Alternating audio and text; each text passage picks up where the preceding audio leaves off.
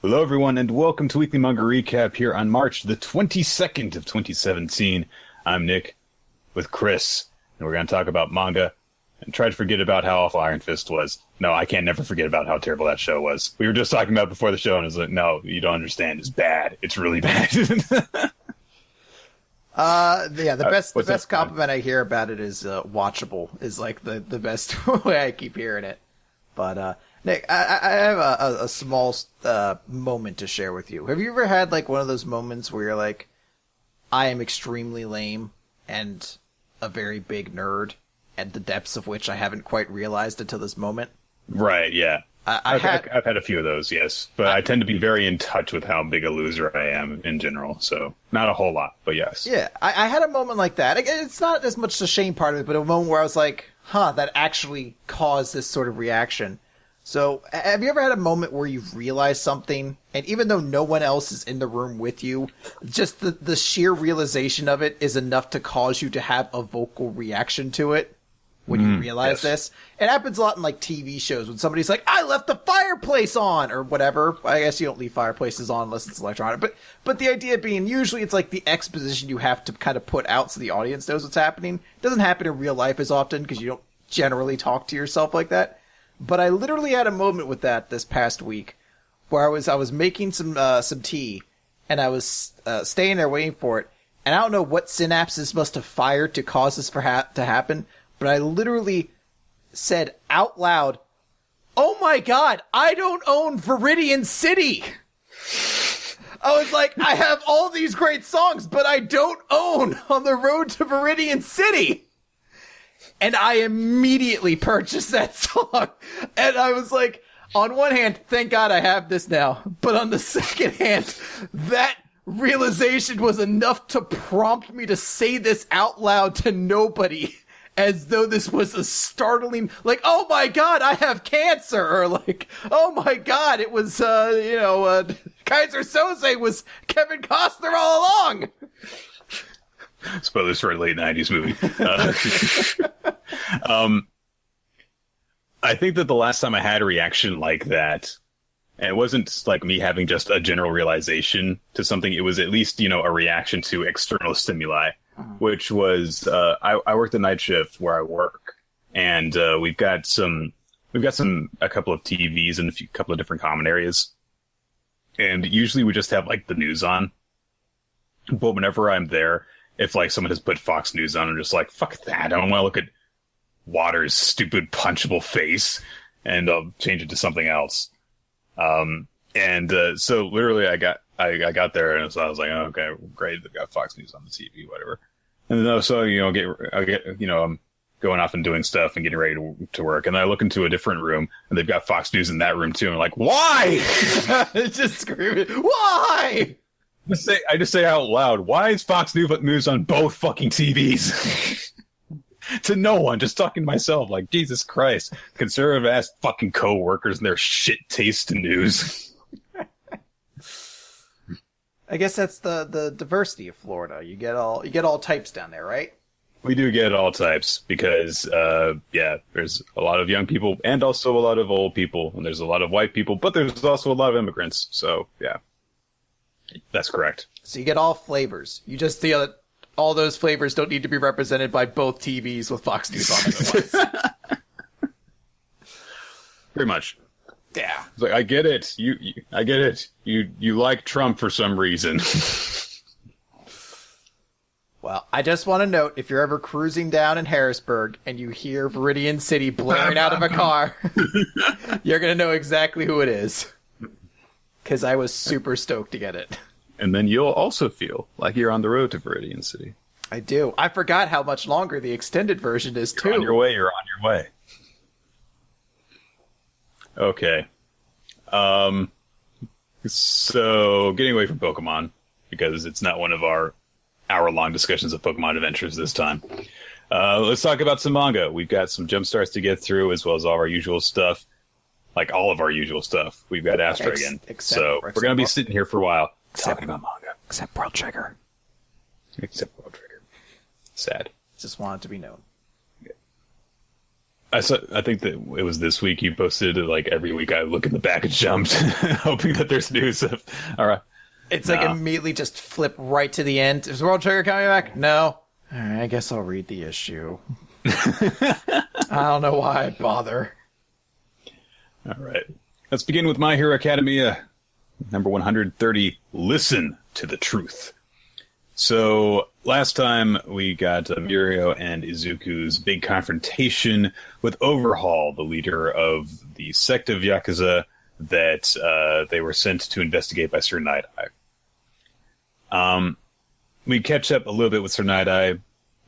They're waiting outside of a compound and where they're kind of holed up in, and they can't really get inside. So Bubble Girl brings up, though, that she's gotten contact from Million, and that, they just fucking ran into Overhaul in the middle of the goddamn road. So they catch up on the street corner and exchange a bunch of information. Mr. Night-Eye actually takes the blame for what's happened because he says, I mean, I should have used my quirk on you guys so that I would have foreseen that you would have actually come across him if I sent you on this mission.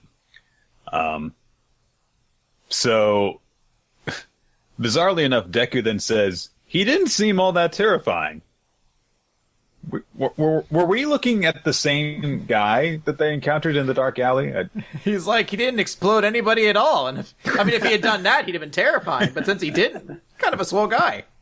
You gotta get to know him, but I'm sure that if you give him a chance, it could be perfectly terrifying, Yeah, Just open your mind to the possibilities. Stop being prejudiced. Don't judge a book by his frickin' Plague Doctor mask. Yeah, once you get past the Plague Doctor mask and the clear child abuse, it seems like a pretty decent up-and-up guy. Like, I think I saw, like, an ordained reverend card in his wallet, while he was flipping... You can trust them. while he was flipping through for all the Band-Aids he's not giving his kid. And, if he has that, he's a man of faith. He's got a world's greatest dag mug. That means, I mean, it's still the price tag on it to indicate he probably just stole it, but, So Sir Night-Eye launches into a little bit of background information that we already know about Overhaul, Chisaki, and how, he came across a band of robbers, and he basically put a stop to them, and they destroyed the money, supposedly. They don't know that for certain, but yeah, Bubble Girl says they apparently burned up all the stolen money. And the police decided there was nothing about the incident worth investigating. Interesting. So, some guys got beaten up by someone who was not an identified hero. That is weird. I don't know. That's, So, independently of that, the Night-Eye agency decided that no, this does deserve investigating, and so they started to look into everything. So Mirio brings up, oh, hey, we've got more information, actually, that we have to report. See, Chisaki has this daughter. And Deku says, yeah, her name's Eri, and she was covered in bandages, and she looked scared, and so I tried to save her. I just wish I could have done something to protect her. And Night-Eye looks around at him and says, enough of that arrogant thinking. Haste makes waste. Go after him half-assedly, and he'll slip through our fingers. You're not quite so special as to be able to save whom you want when you want. The world is not so accommodating that you can act the hero because you feel like it. So, apparently, Sir Night-Eye has, seen fit to give Deku a chance to prove himself, but he's not really going to lay off of him. And doesn't seem like he's a crazy big fan. Nah. Night-Eye sends Mirio and Deku back to the office, and that's it. He's doesn't do anything else, and so we just kind of do a time skip to the next week. And we see a little bit of stuff happening around the class. Bakugo and Todoroki are covered in scrapes and bruises from the special training course that they're having to run. Bakugo seems very upset that people are gossiping about him, which I guess that's understandable. And one of the things that stood out to me the most about this entire chapter, it's not even really a big thing because it's not given a lot of space in the chapter. But Ida says, class is about to begin. Wear Uraraka and Tsuyu. But while he's doing it, basically going, like, what's it's this big, huge motion that he's making, and I have no idea. Because he's got blur lines on both of his arms. I'm not really sure what he's doing. At first, I thought maybe he was, like, knocking stuff over, like, in anger. Like, where are they? And I was like, wow, that's so weird for, like, the class president to be doing that. But then he's not.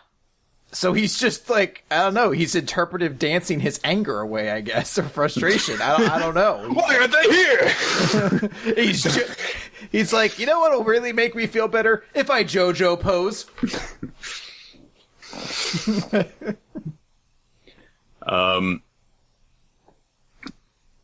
Yaoyorozu says that they've got excused absences, and Jiro says that Kirishima is missing, and they don't say where they are, notably.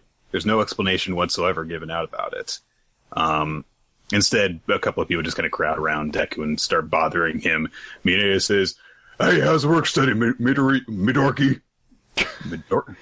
Midork study. How's the work study, Midork study? I made around there.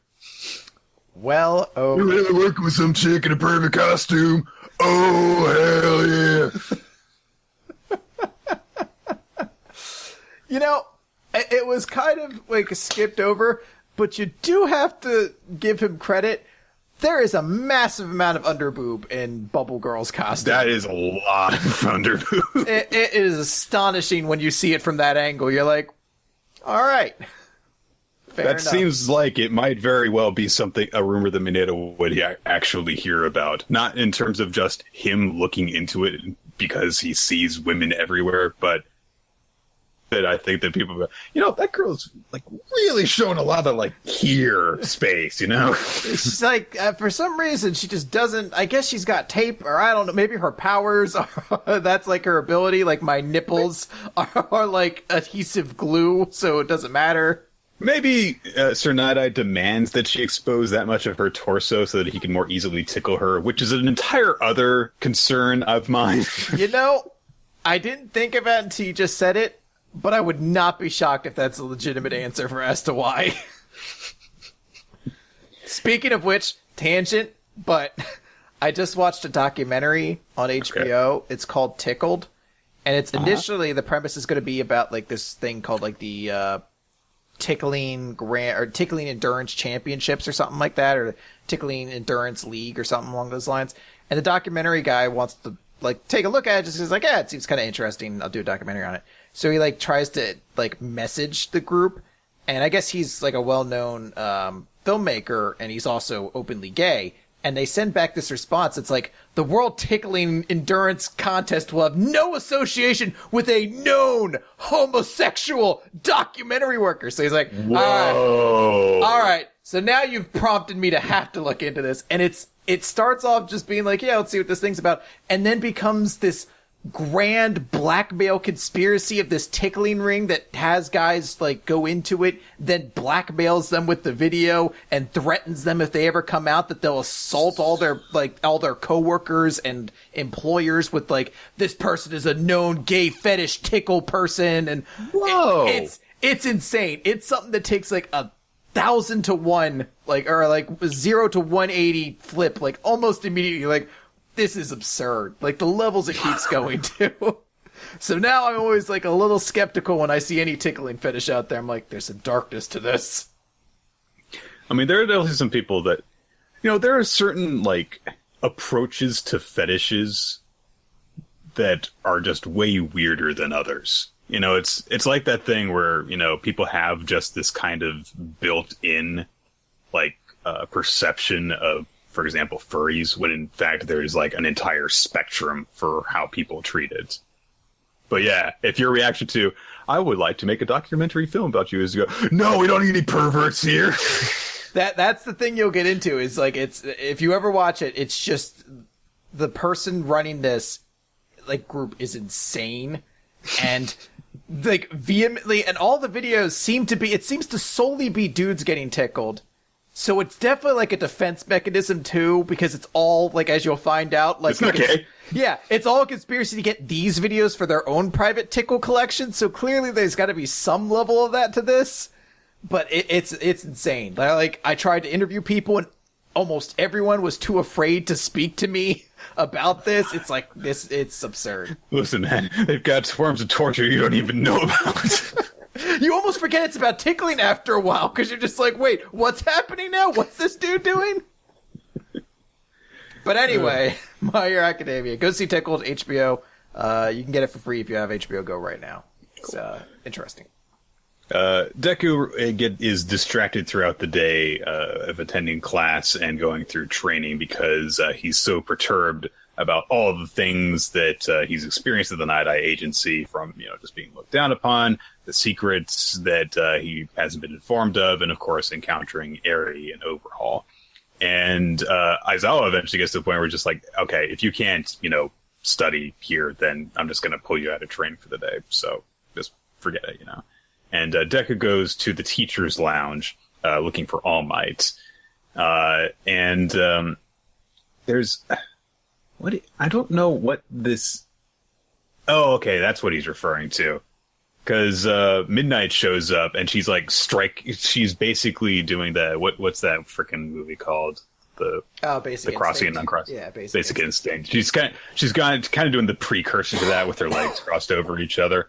And I think Ectoplasm was his name. Yeah.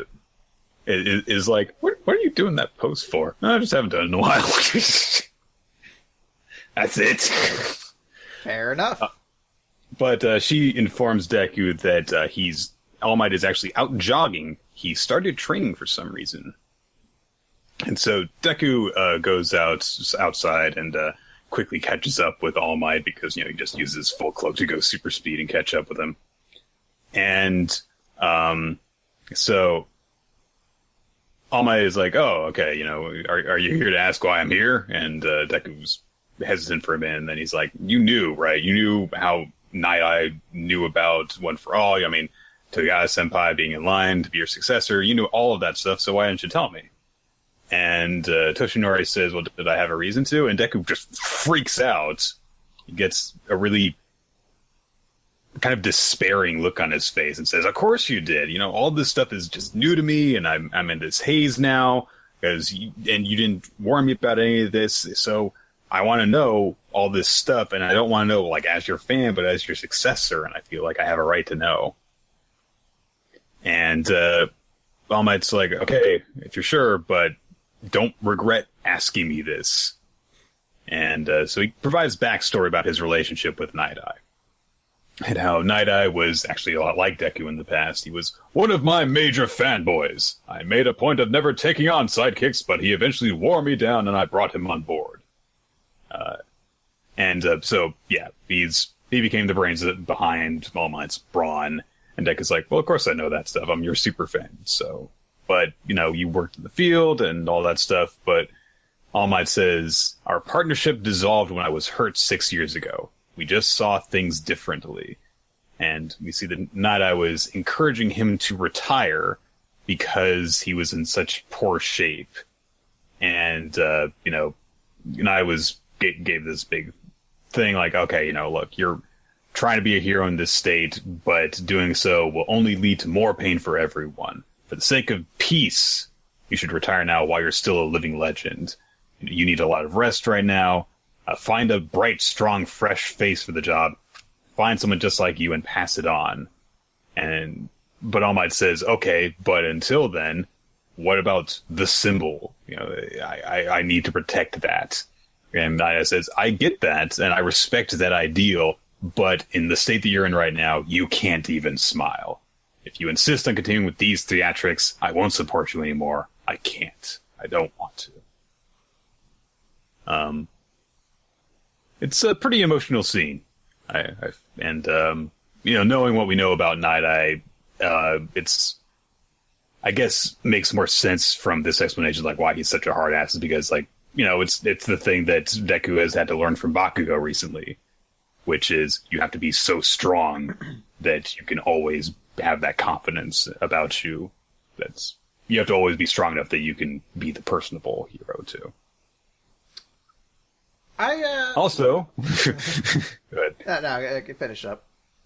Anaya says things may be touching for a short time, but you might be able to avoid that.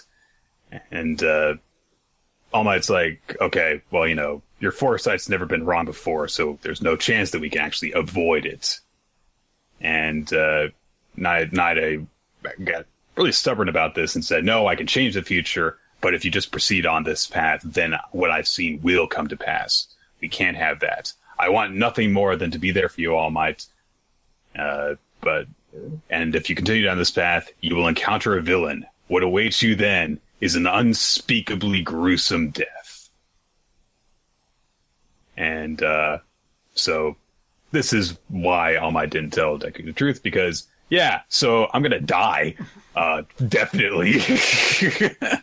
Not probably. It's very, very, very likely 100% awful. If there was a chance of preventing it, then we have already gotten past that point, so... Yay! So there you go. I don't know how to exactly explain how I felt about this chapter. I think part of me is just a little disappointed based on the fact that I really wanted to get that look into the villain conversation. Like, that's how last chapter ended, with being like, Shigaraki's on the line for you, and be like, oh, I can't wait for that. So we don't get that, and that's fine. I mean, there's a little bit of blue balls to it. But I don't know, this chapter just didn't strike me very well. I just, there's something with the scene with Night Eye that just didn't work for me. I think it's just because of how we've kind of seen Night Eye to this point, that this depth of, like, emotion just doesn't resonate with me particularly well.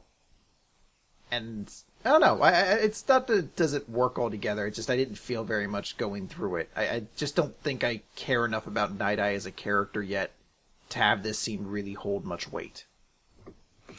Kind of feels like need a bit more of a wind-up. Or I just need to, like, know Night Eye more. I mean, it's only been, like, a month since he's been introduced, and it's like, it's just not enough time. And on that entire time, he's basically been a stoic dickhead, too. It's not as though, like, we've immediately gotten, like, a touch with who he is as, like... What tortured persona dwells beneath that douchebaggery? Yeah. It's something that definitely could have worked better. Probably will ultimately work in the long run when, like, we look at this scene down the line, if we do eventually get this payoff for All Might's fate. But in this moment, I was just like, I just don't really feel anything. I kind of wish we could just get that villain conversation. Huh? Is what it is. But let's, I guess, move on to Fairy Tail. Fairy Tail chapter 527. There is no title on the first page because it's mostly just Lucy naked. Hey, Natsu's there too, wearing significantly more clothing. Is there a title page? Oh, wait, no, that's the next chapter page. We could go back to 526 and find out what the chapter was titled from that. Yeah, I'm like, am I going to have to go back another chapter just to fucking find out what this stupid chapter is called? Emotion. Chapter 527, Emotion. Alright, I'm already in a good place for this. So, last time, it seemed as though Gildarts had managed to defeat August by, basically... punching him. Yeah, essentially just, finding an easy out on his very powerful magic. We start off this chapter with Lacarde still being like, Father, save me! And Zeref just being like, just die! You're not actually my kid! Just die! And literally just seems to vaporize him. There's just a big brown scorch mark on the ground. And Natsu's really angry about this. He's like, how could you do this? This is your ally. You can't possibly be his dad because there ain't a dad in the world who doesn't love his kid. And that, I guess, is going to be the provoking thing to start this all off. But we cut back to Gildarts, who says, I guess he won't be able to use his left arm anytime soon. Which is like, okay, I guess I punched him super hard. I guess that's the consequence of crash magic or whatever it was. But August is not dead, Nick. He rises from the rubble, still alive, and he's like, I was bestowed with tremendous magic at my birth. Because of it, I have been abandoned and shunned. When I came to a dead end in my life, it was His Majesty who saved me. And even if it costs me my life, I, August, the greatest of the Spriggan 12, possess enough power to wipe this pitiful country off the face of the world, and nothing can stop. Is that my mom? And then he fades away into dust. What are you doing here? And then he fades away into fucking dust. So it's technically... Ain't no way you're breaking me, kid. I'm harder than nails. Plus, I keep it on lock like I'm part of the jail. Wait, is that Bobby? I'm technically skipping ahead, but while this is happening, I guess he's doing some kind of magic that's going to cause everyone in the world to evaporate and the very land itself to melt. The ancient magic magia. It is causing the blood of living things to evaporate and the very land itself to melt. Which is really fucking metal. So she's trying to warn everybody, like, protect yourself or else you're going to die, but someone is blocking it. Someone's blocking her power from doing so. So she's trying to figure out what this is, and we cut back to August, who's just like, I will destroy you! And I'm not exactly sure what happens here. I guess this is Mavis saying this, where she says, the only one who could defeat him would likely be his own mother. And there's like a full page devoted to August slowly being like, Oh, Mom's down there. Hi, Mom. Mom! And he fades fucking away into nothingness. I mean, there's technically more to that. Like, he just fades away and disappears, but then appears as a fucking, like, Force ghost for a hot moment to be like, Mother! And I guess he's saying, like, Mavis kind of hears him. Yeah, and he's like, it's just enough to, I just once wanted to be held in your arms, or whatever. We'll get back to that, I guess, when we wrap things up at the end. But essentially, the rest of the chapter is kind of just devoted to bringing us, I guess, right into the Zeref and Natsu fight, because there's no one left really at this point, unless we're having some kind of actologia like stall. So Gray reveals that he had managed to get the Book of the... Mavis has the Book of the End. So she says that there's something within this that will be able to save Natsu. I love her exact wording. That's when you will have to save Natsu. Use your power of friendship to do it. Like, it's a literal tangible thing in this universe. Like you were just saying, like, make sure you go Super Saiyan 2 when you start this fight Goku, because you're going to have no time to power up in the middle of it. And magic makes it all complete, Chris. So she basically apparently has some way for Natsu to get one over on Zeref. We don't know exactly what, but she has some knowledge of it, and she's sending Gray and Lucy to go figure it out. We cut back, and it's basically just a bunch of fighting between Zeref and Natsu about their concepts of family that eventually ends with Natsu being like, go fuck yourself, little brother or big brother. And they start, like, powering up with, like, their magic literally, like, shooting off of themselves. And we end with Mavis running to, I guess, be at this conflict. You have to use this and to use the power of your friendship. Anyway, I'm gonna go watch. Yeah. Damn my short little tiny person legs. Why don't I just fly? Yeah. I feel like I should have that power. I can't decide if I just absolutely hate what happened to August at the very end with every fiber of my being, or if I'm just like, this is so stupid and dorky. Because on one hand, I'm like, does she even, like, why does he stop? I don't know. I get that he seems to realize that's his mother, or maybe it's just like a magical connection he realizes in that moment.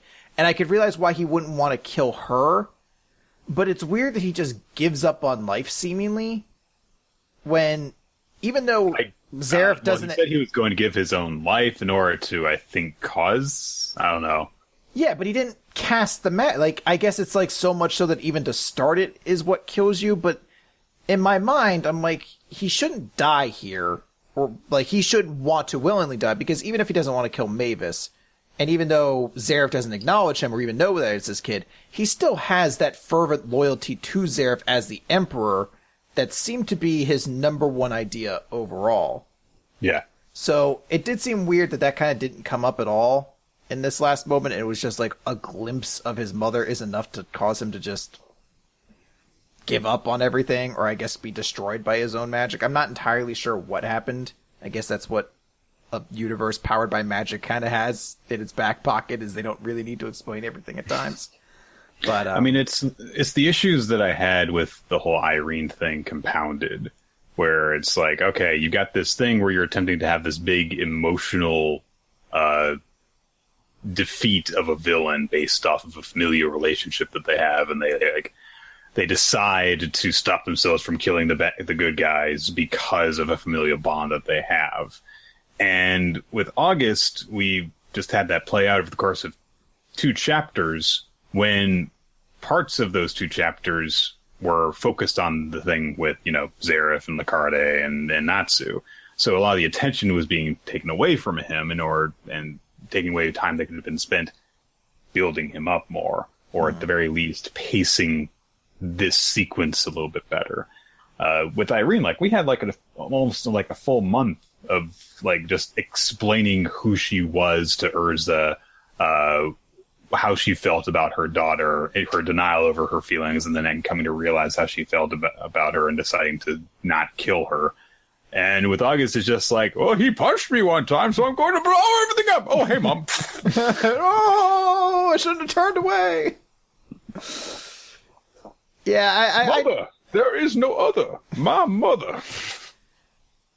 Oh, man, I wish Shelton Benjamin's mom had a theme song that I could start having him sing right now. Oh, fuck that storyline. Or you could just do one of the many Ernest the Cat Miller theme songs. It's like, somebody call my mama. I think I'm wavering more towards the second end. It's not the worst thing that Fairy Tail's ever done, like a twist or anything like that. It just, I don't know, maybe it just feels unnecessary. And I guess that's what Fairy Tail constantly does, is tries to give as many characters happy endings as possible. And even this, I guess you might say, is bittersweet, but it's still a chance for him to at least, force Ghost to be like, hey, Mom, or whatever. So, yeah, that's that. The idea on paper, I think, is actually really good, where, nobody knows who August actually is, that he's the child of Zareth and Mavis. Nobody knows why he's so loyal to Zareth, and nobody knows why he decided to call off his attack. He just has that one moment where he briefly calls out to Mavis when he's dying, and nobody knows who he was. But without the proper pacing and build up to it, it falls a little flat, just like a lot of things in Fairy Tail do. So, it Fairy Tailed it. Now, I am reading closer here, and this does actually take away one of my theories, because Kana says, did he use up all of his power? And Gildart specifically says, no, he saw something and stopped the incantation. So that does seem to indicate that August did this to himself willingly. Yeah.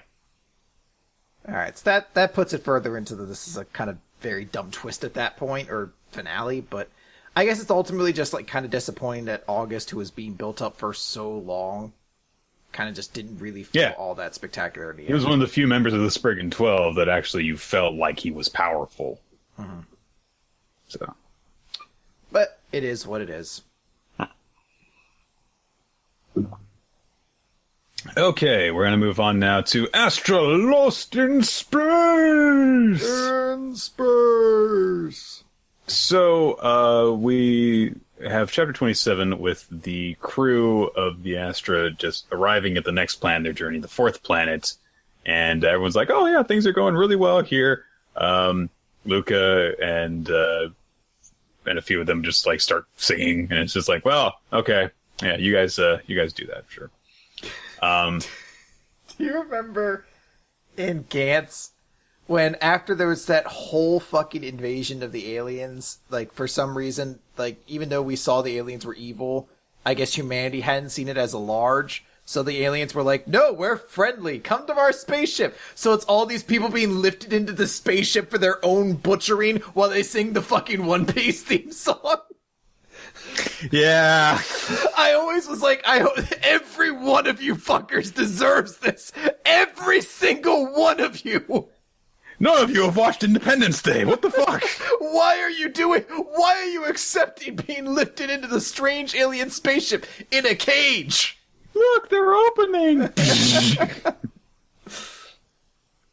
Oh, God. So, Zack provides an explanation about the planet that they're heading towards, Icarus or something like that. And he explains that the unique thing about it is that it's very close to the sun, and the planet doesn't rotate. As in, actually, the spinning of it on its axis matches up exactly with its revolution. So one side of the planet is constantly day, one side of it is constantly night. As a result of that, one side of it is this infernal burning wasteland, and the other one is cold and inhabitable. So in order to actually land on the planet, they have to get on this one belt that separates the two halves, the middle ground between the hot and cold halves of it. So it's a cool gimmick, and it's really the first one that I think that actually stands out among the planetary designs that we've seen so far in the series. Because before it was just like, oh, this one's a water planet. This one's got big trees. Well, also, we didn't stay in any of those planets for really long enough to get much of an impression on them. Like, I kind of felt the water planet could have been really cool with this idea that it just has, like, tremendously just destructive tidal waves from time to time. But the first time one happened, they're like, all right, let's get out of here, and they leave. So, okay, bye. With this one, you're at least immediately getting the impression of, like, all right, what makes this planet unique? So, right. So they head down into the atmosphere, and things immediately start to get rocky because they're heading through some really bad storms and turbulence. They managed to push through it without too much trouble, though. And what is it? Oh, okay. There's a really weird brief little exchange between Kanata and Zack, because Zack's like, hey, you better, sit down and buckle up because, if the ship gets rocked by all the gusts and stuff, you could fall over. And he's like, I'm the undisputed champion of Karen Class 2A's push game tournament. My stance is rock steady. A little bit of turbulence will poof. It's the longest fucking stupid ass explanation.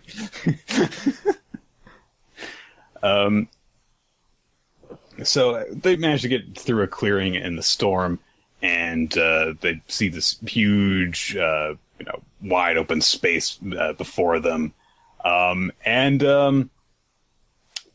they start to run into some trouble because there's some birds surrounding them. They're not birds; they're giant insects, I think, because they've got like the weird eyes and stuff. But whatever, they call them birds, and they're like, okay, well, they're not attacking us. We're good. We're fine. Oh, hey, look at all these weird plant things. And one of them just kind of piranha plants at them and tries to gobble them up. And so things start to really run into shit city after that. Electricity starts emanating from these bizarre floating plants as well. To which Kanata says, Zack! Zappy things! Zappy things bad! Dodge the zappy things! But eventually, after a bunch of evasive maneuvers, they almost get grabbed by another plant. This is a terrifying plant to me because it looks like almost like a cactus, and then you start seeing it like open up, and then it just becomes like a fucking hand. It's like, give me this!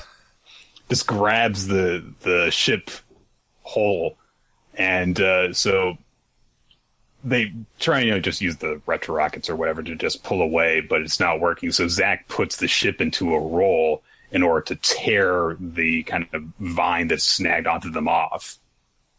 But as a result of being crushed by the thing, they're experiencing malfunctions and they start to head towards a cliff. And so everything is down to Zack to try and get them to land safely. And they almost manage to make it down to the ground, but a sudden gust of wind hits them and smashes them into the wall of this canyon that they're heading down. And so they barely manage to land after that. And from there, like, he tries to, run some tests, and nothing's responding as he clicks the joystick. And so he announces the Astra is incapable of flight.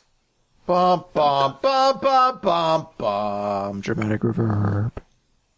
Yes. Nick, are they all going to die on this planet? Yeah, they're going to start eating each other. Yeah. Oh, no. Yeah. So, the first kind of really harrowing thing to happen to the crew in quite a while, isn't it? If you were a member of the crew, which one would you eat first in a disaster? The kid, right? Like, to spare them? You don't get as much meat off of her, though. I just don't want to deal with the kid that much longer. Look, I'm a bad babysitter. I'm like, for the greater good, conk with like a wrench to the back of the head. Are you going to eat her? What? Now. Go kill the next youngest person in this group, though. I just don't like dealing with children, okay? I hate the youth so much. Olgar, I'm pretty sure I'm going to eat you last. Charles, you're up there, too. Zach, okay. Yeah, I mean, look, any of you who've seen physically... The rest of you bratty high school kids, get in my belly. Yeah, I'm like, any of you who seem physically imposing, you're getting to hang around for a little while longer, but Quint Smedded, whatever your name is, bang! Pretty sure I can take you. So yeah, and it looks to me, by the way that this chapter went down, that we're probably going to be getting some more of Zach, and which is kind of logical. He's kind of the last person to have gotten any focus among the cast yet. So yeah, we'll see if he gets his moment to shine in the coming few chapters. Yeah, it's an exciting kind of position they're in right now. And I like that the problems that these guys encounter are always like very different from each other. We've fallen sick. How are we going to get food? And now, how are we going to repair the ship? So, and they always seem to happen at different times too. Like, I think it's the first time they've come to a planet and immediately been up Ship Creek. Right away. Yeah. So it's nice to kind of get that variety in it too. Okay. All right, let's move on to Food Wars Shokugeki no Soma. So last time we got the reveal of who all the resistors on the team are going to be. And immediately Soma and Ishiki and Tall Guy stepped forward to do a 3-on-3 with 3 representatives of Central. So now we get Chapter 207, Bad Luck. And so... the chapter begins with a bunch of the people of Polaris reacting to Ishiki being there, and they're like, "Oh my God, you're here! We're so happy to see you!"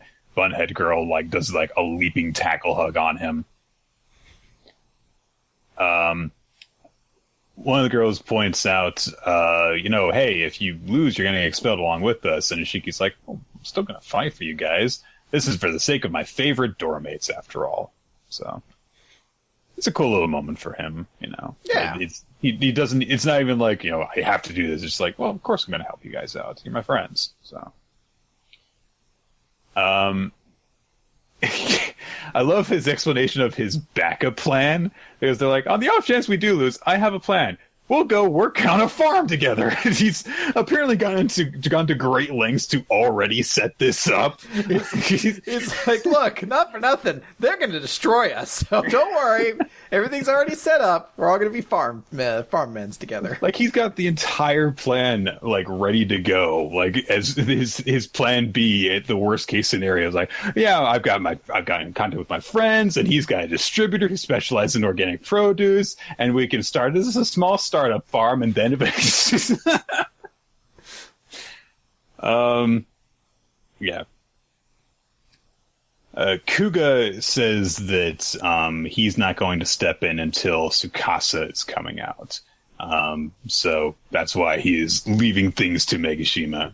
And I like this kind of continuing flash of arrogance from Kuga. and also continuing his rivalry, his one-sided rivalry with Tsukasa. I was like, yeah, I'm not going to go out until I get to face Tsukasa. So yeah. Let's see here. So Central has prepared the Resistors fucking the VIP seating, and it's just a drunk tank. They've prepared the bleachers specifically for the Resistors who are going to be watching, and it's a cell. Like, legitimately, it's just like a cell with a bench in it, and the first scene of them in it is them like holding the bar. It's like, oh, help us! It's like you've been in there 5 minutes. One of them like gets a mug out. One of them's already shit in the corner. Like, dude, we're gonna be here for hours. Why? Nobody knows. Shut up! I'm trying to watch the match. He's like, I didn't choose the prison life. The prison life chose me. I'm a shit in all your corners. One of them's already fashioning a shiver. I'm not gonna let you guys steal my lunch. I watched Oz. I'll sell your ass for a box of cigarettes. I watched Oz. I know how to handle myself. Where's the Aryan Brotherhood? I'm joining the shit out of them. Get myself a little Adebisi hat. Don't know how it stays on, but I'm gonna get one. Which one of you is Edward Norton? I'm not gonna get fucked in the ass. I've seen all the prison movies. Now when are the chicks gonna start making out? This isn't Orange is the New Black. And anyway, our clothes blow off on a regular basis anyhow. Yeah, it's not that hard for it to happen. All right. It's established that Soma is going to go up against Kinokuni, the glasses girl, who's been given a fair amount of build-up in recent chapters as being one of the more intimidating and young members of the council. And Kinokuni gives, really pumps herself up. She cuts a promo on Soma saying how much she's going to kick his ass. And she says, hey, how about you pull the ingredient from, the bingo jar, essentially. She says, I want this to be a fair contest. I'm quite particular about these things, and I'd rather not be considered a dirty player like Azon. And, I don't know why this is like one of my favorite jokes from all the Food Wars. It's a great joke that happens. I like the little note where Azon's got his back turned to her, but it also says next to him, ignoring. Some guys try and cheer her on, and she's like, "Stop that! You're being really boorish. I detest such heckling." And other guys are just like, came a little. I like the librarian girl. She's strict. And Soma is like, she's scolding the guys in the bleachers, but that MC is being really rude too. Why should you have a problem with that? Weird note, yeah. And Kuga's like, hey, you can hear a Miss Pigtails is a poisoned barb for her tongue, and she ain't afraid to use it. So watch out. I'm betting she's PMSing again today. What the fuck, Kuga? Why would you scream that out? And so Kinokuni understandably says, "Go die, asshole." I suppose I had forgotten. I feel like this is the first time we've seen that Kuga is just like a pretty big shithead. He's a really immature asshole, yeah. I was like, I guess I'm glad to remember that, but I'm certainly not as excited for your, like, I'm gonna save the day moment. No wonder you hang out with an all-guys club, you sexist asshole. He's like, there'd be girls in here if anyone hang out with me. But I guess I'm just too nice a guy. They can't handle how real I am. So Erina is, narrating to herself, like, Nene Kinokuni, her expertise is in all forms of traditional Japanese cuisine. In particular, when it comes to soba noodles, she has no equal. But and there's this whole thing where, she gets her big, put them in their own element imagery with her, like in a kimono handling like a Japanese umbrella.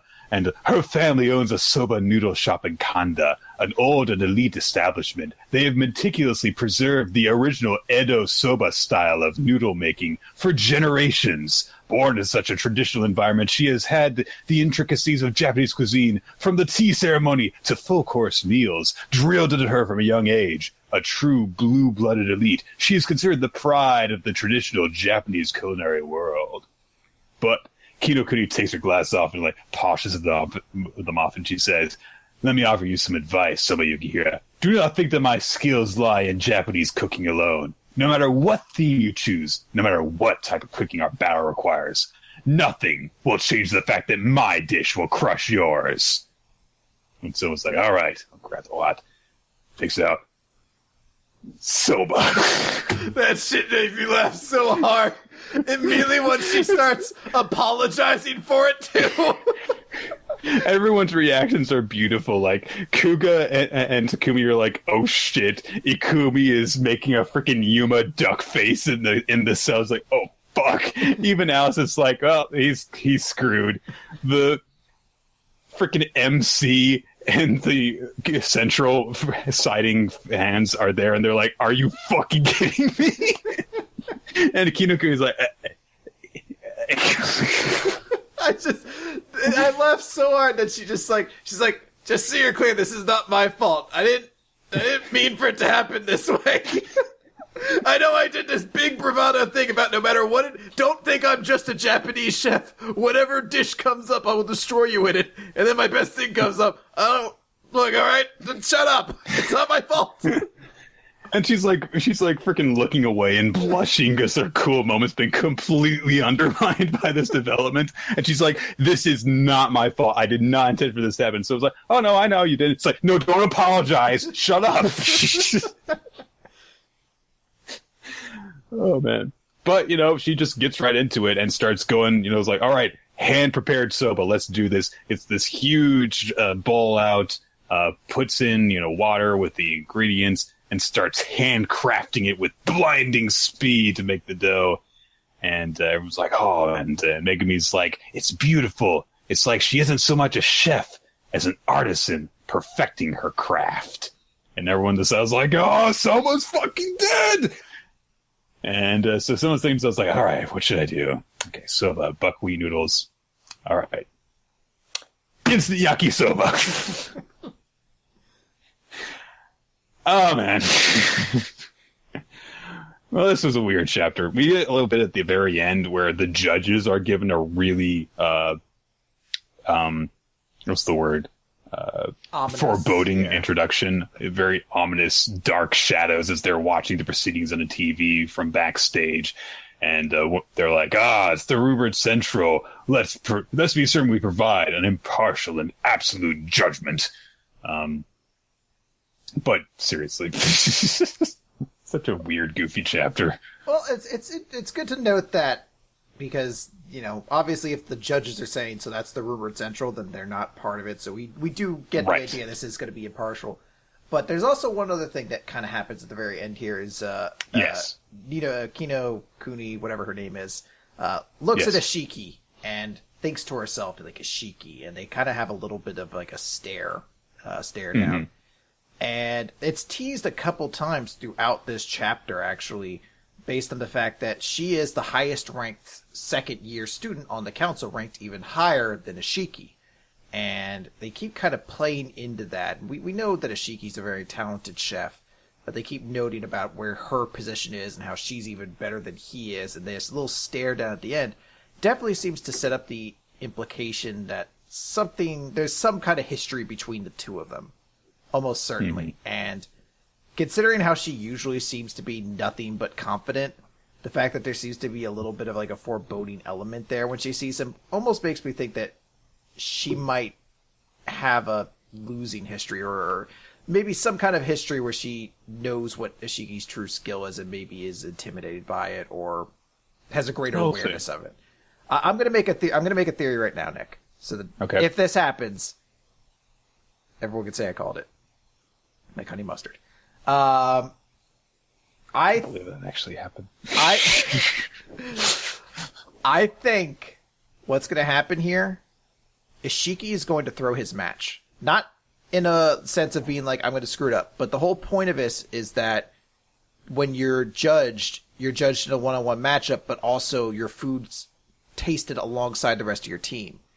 And I think Ishiki could have done something to his food that would have given him the win, but he chose deliberately not to do it so it would better enhance Soma's food and helps him get the victory over her. Well, if Kinokuni is a higher ranking member of the council than the other two, then I guess that there would be an element of strategy to that.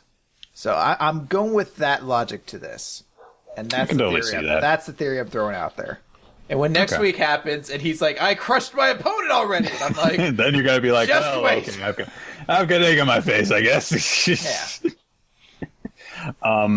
I like that idea, but there is definitely something going on with Ishiki. We've, of course, established that when multiple people are cooking at the same time in this kind of competition, then they're allowed to also help each other with their dishes and stuff. So, but hey, maybe Ishiki will focus more on helping out Soma than on his own dish for whatever reason.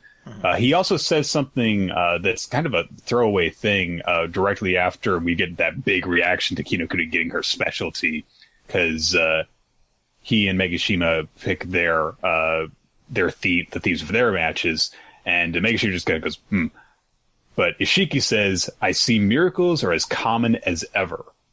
So... we shall see. Kind of an ominous thing for him to say there, yeah. So yeah, there you go. Surprisingly, very funny chapter, honestly.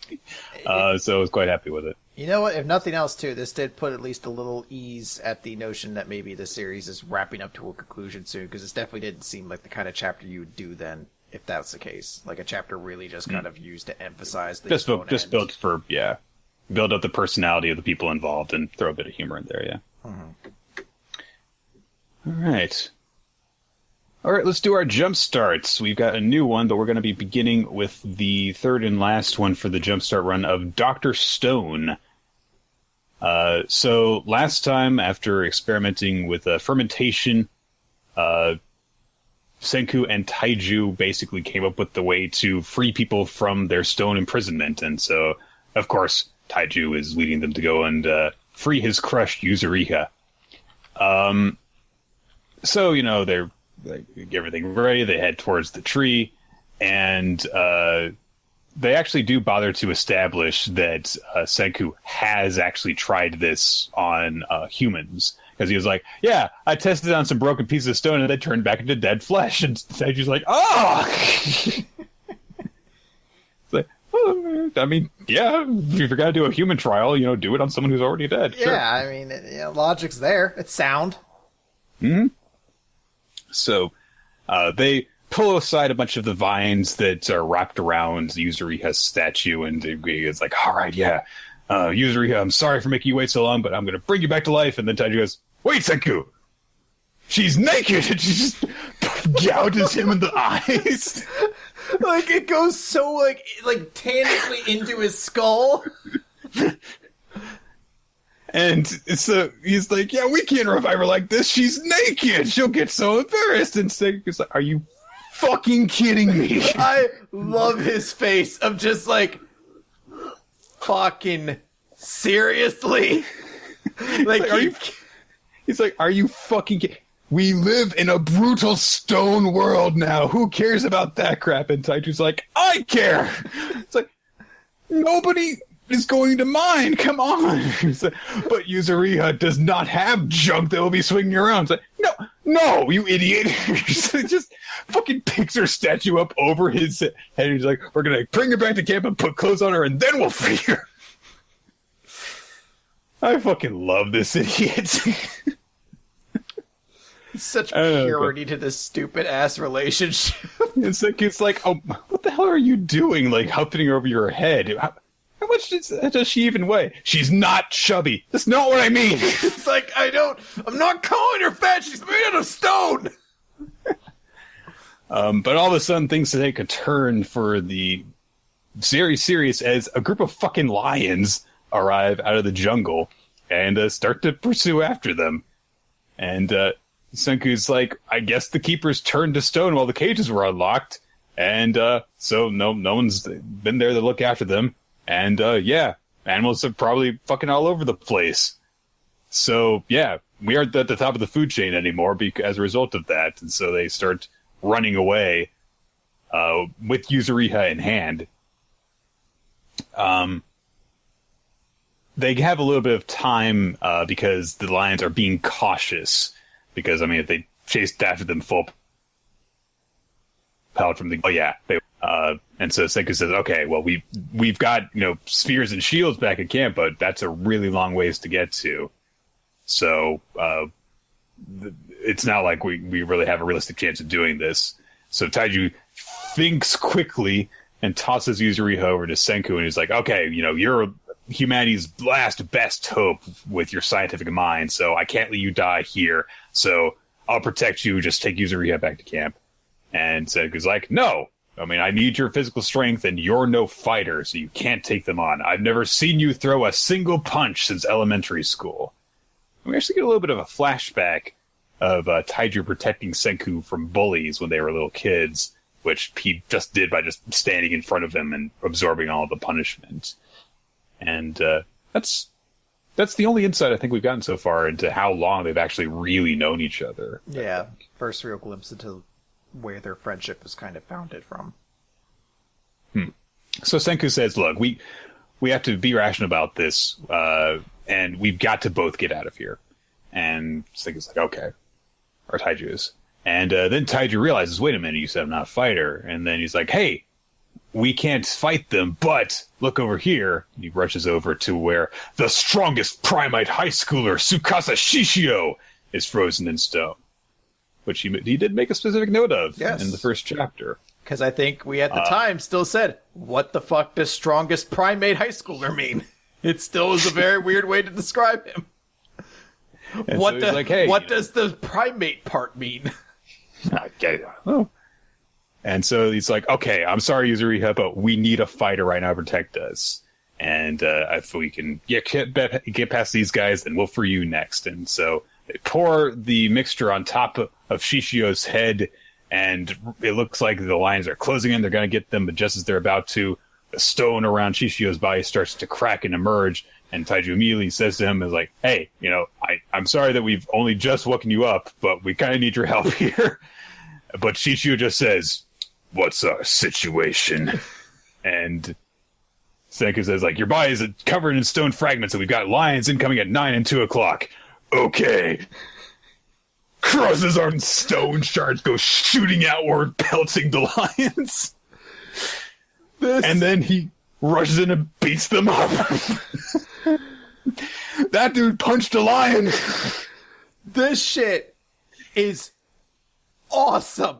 This is 100% what Inagaki kind of succeeded at all the time with Ice Shield, when it was like, this is stupid. Why does this person this absurdly powerful? You're like, I don't care. This is awesome. This dude has been in stone for millennia. And the first moments of his actual, senses being awoken again, besides consciousness, he's just like, what's the situation? Enemies at 9 and 2. Got it. Boom. I'm going to punch this lion out. Bam. I'm a high schooler.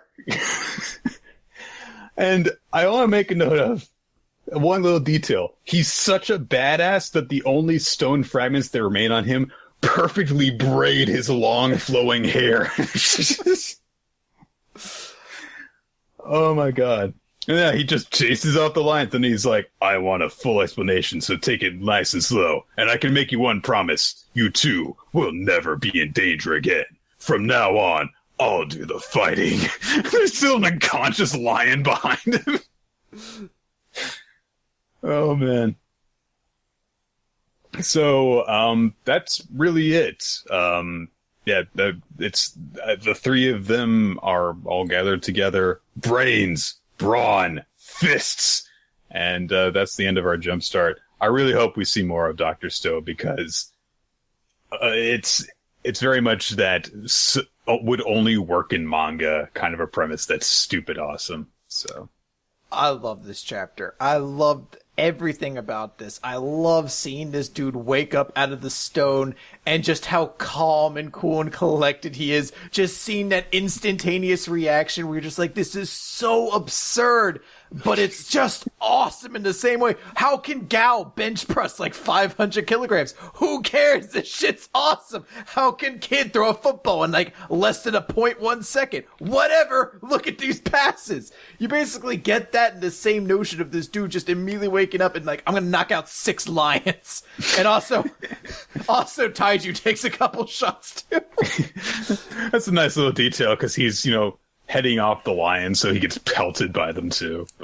But I love how they immediately gave this guy who's only been conscious really for 6 pages, but they've already given him a character, and I loved what just immediately this created where I'm like, holy shit, this is like an actual group that's being formed.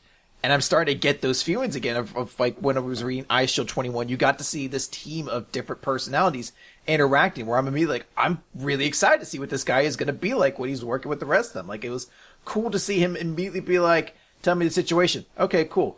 I'll be handling the fighting for you guys now. You got, I'm going to cover you guys. And they're like, oh, that's like awesome. I've heard some people theorize like maybe he'll be an antagonist, but I think it'd be much more cooler if he's actually just another ally. And this becomes kind of what the story is about, is like trying to rebuild the world by finding kind of like the strongest high schoolers out there. People, yeah. Yeah.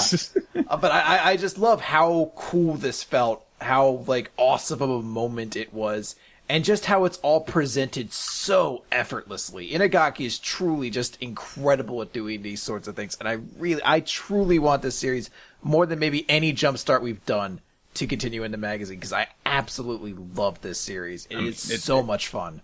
It started off intriguing. It went in a cool direction. The next chapter, and then it's just like, all right, I'm on board. Let's do this shit. Yeah, I'm 100% on board at this point. You've gotten my faith at this point. So I really hope it. If you are like that and you want to see more Dr. Stone, make sure to vote in the survey. You don't have to put a joke answer down because it didn't matter anyway. You guys didn't manage to succeed. Somehow, Honey Mustard wasn't one of the top 5 places to read Shonen Jump. So don't worry about that. But just in general, make sure you guys go to the survey and put your votes in.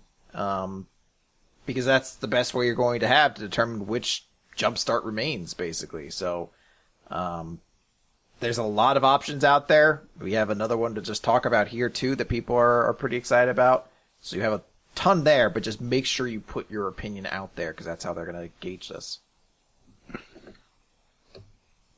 All right, so our next Jumpstart, beginning of this week, is a series called Robot Laserbeam from Tadatoshi Fujimaki, who was the creator of Kuroko no Basket, another sports series. And this one's about golf. So, Chris, you proposed a golf manga several months ago when we did a bonus episode on proposed sports manga.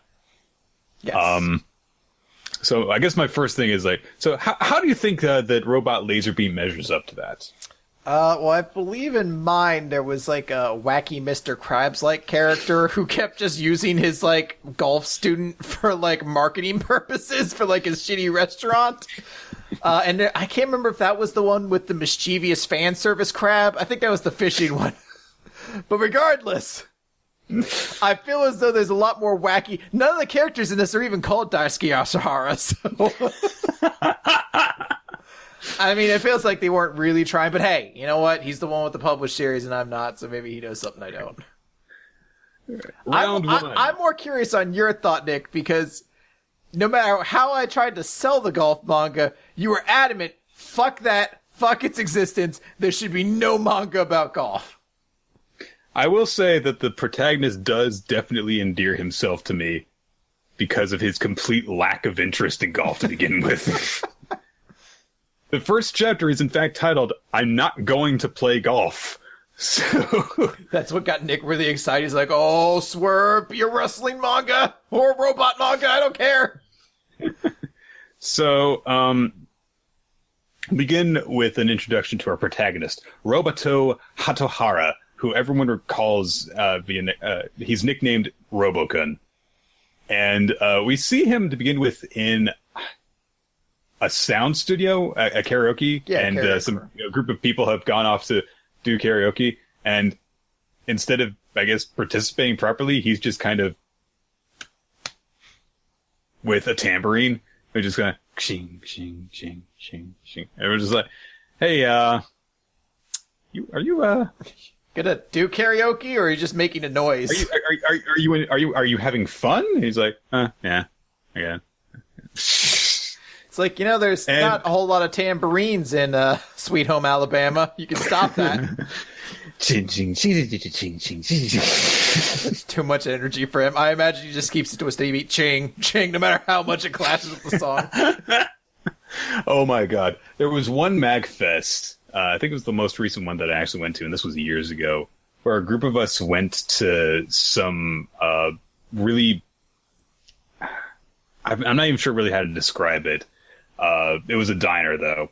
And they were playing like this Cuban music. I'm not really sure. It was from some indie group. They were just like playing the entire album, and it was driving me fucking insane because there was just this one constant beat that would play in every song, like that did not change throughout the entire song, and then you would get a slightly different one fucking 5 minutes later. It would go on forever. And it got to the point where, because you could just barely hear it, it wasn't even like obtrusively going dun dun dun. But if you're having a conversation with someone, you would just kind of hear, like, almost subconsciously, ding ding ding ding ding ding ding ding ding, just like that. And I was going insane. And eventually, one song would wind down, a new one would go ding ding, like the fucking Telltale Heart. That was killing me. And that's what I think of when I think of like someone robotically playing a tambourine. My grandma's house used to always have that sort of clock that had like the and I always hated it as a kid. And then I go to my sister's place recently and she has it. I'm like, how the fuck do you have one of those in your house? She's like, oh, isn't it soothing? I'm like, no, it makes me immediately aware that I'm dying. It's counting away my seconds and announcing them. Why would I ever want one of those? I think the leaking faucet is actually really soothing. Like, stop! No, you're insane! So, anyhow, this is our introduction to Robokun. Stupidly serious, creepily thorough, inflexible, socially clueless, unfeeling, expressionless. His nickname, Robo. But we are also introduced to Robo's basically one friend, Tomoya, who is a member of the golf club. And so I like how he's like, hey, so Robo, you went to karaoke? Yeah. Huh, that's weird. For you, did you have fun? Yeah.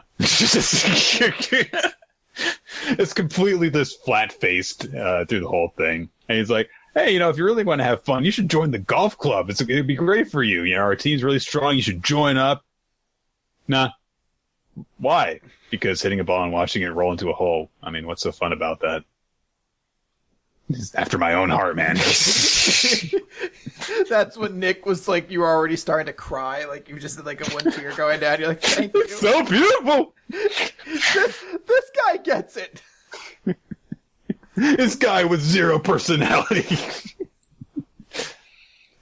I like Tomoya's over-the-top interaction, like a lightning bolt struck him and he like collapses to his knees. Nick, important question. Okay. Who has more personality, Robo-kun or Danny Rand from Iron Fist? Robo-kun. It's not that Danny Rand has no personality. It's that he's got a very badly written and acted personality that's impossible to get a hand on. It's like, okay, I think Robo has like a small rock. It's dull and it's difficult to describe, but it's solid. You can get a grasp on it. Danny Rand has like a smoke cloud.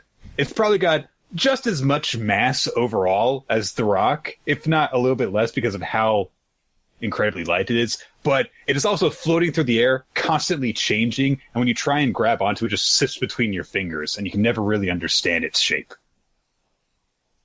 I'm proud of myself for that metaphor. I got lost in there for a moment. I was like, wait, I'm like, which state of matter is it at this point? A gas or a liquid? It's plasma, Chris! Oh my god, I start crying. It's the stuff that comes out of his hand during that really crappy special effect that they do. Oh, the special effect was pretty cool. Alright, well. I didn't really like it, honestly. Anyhow.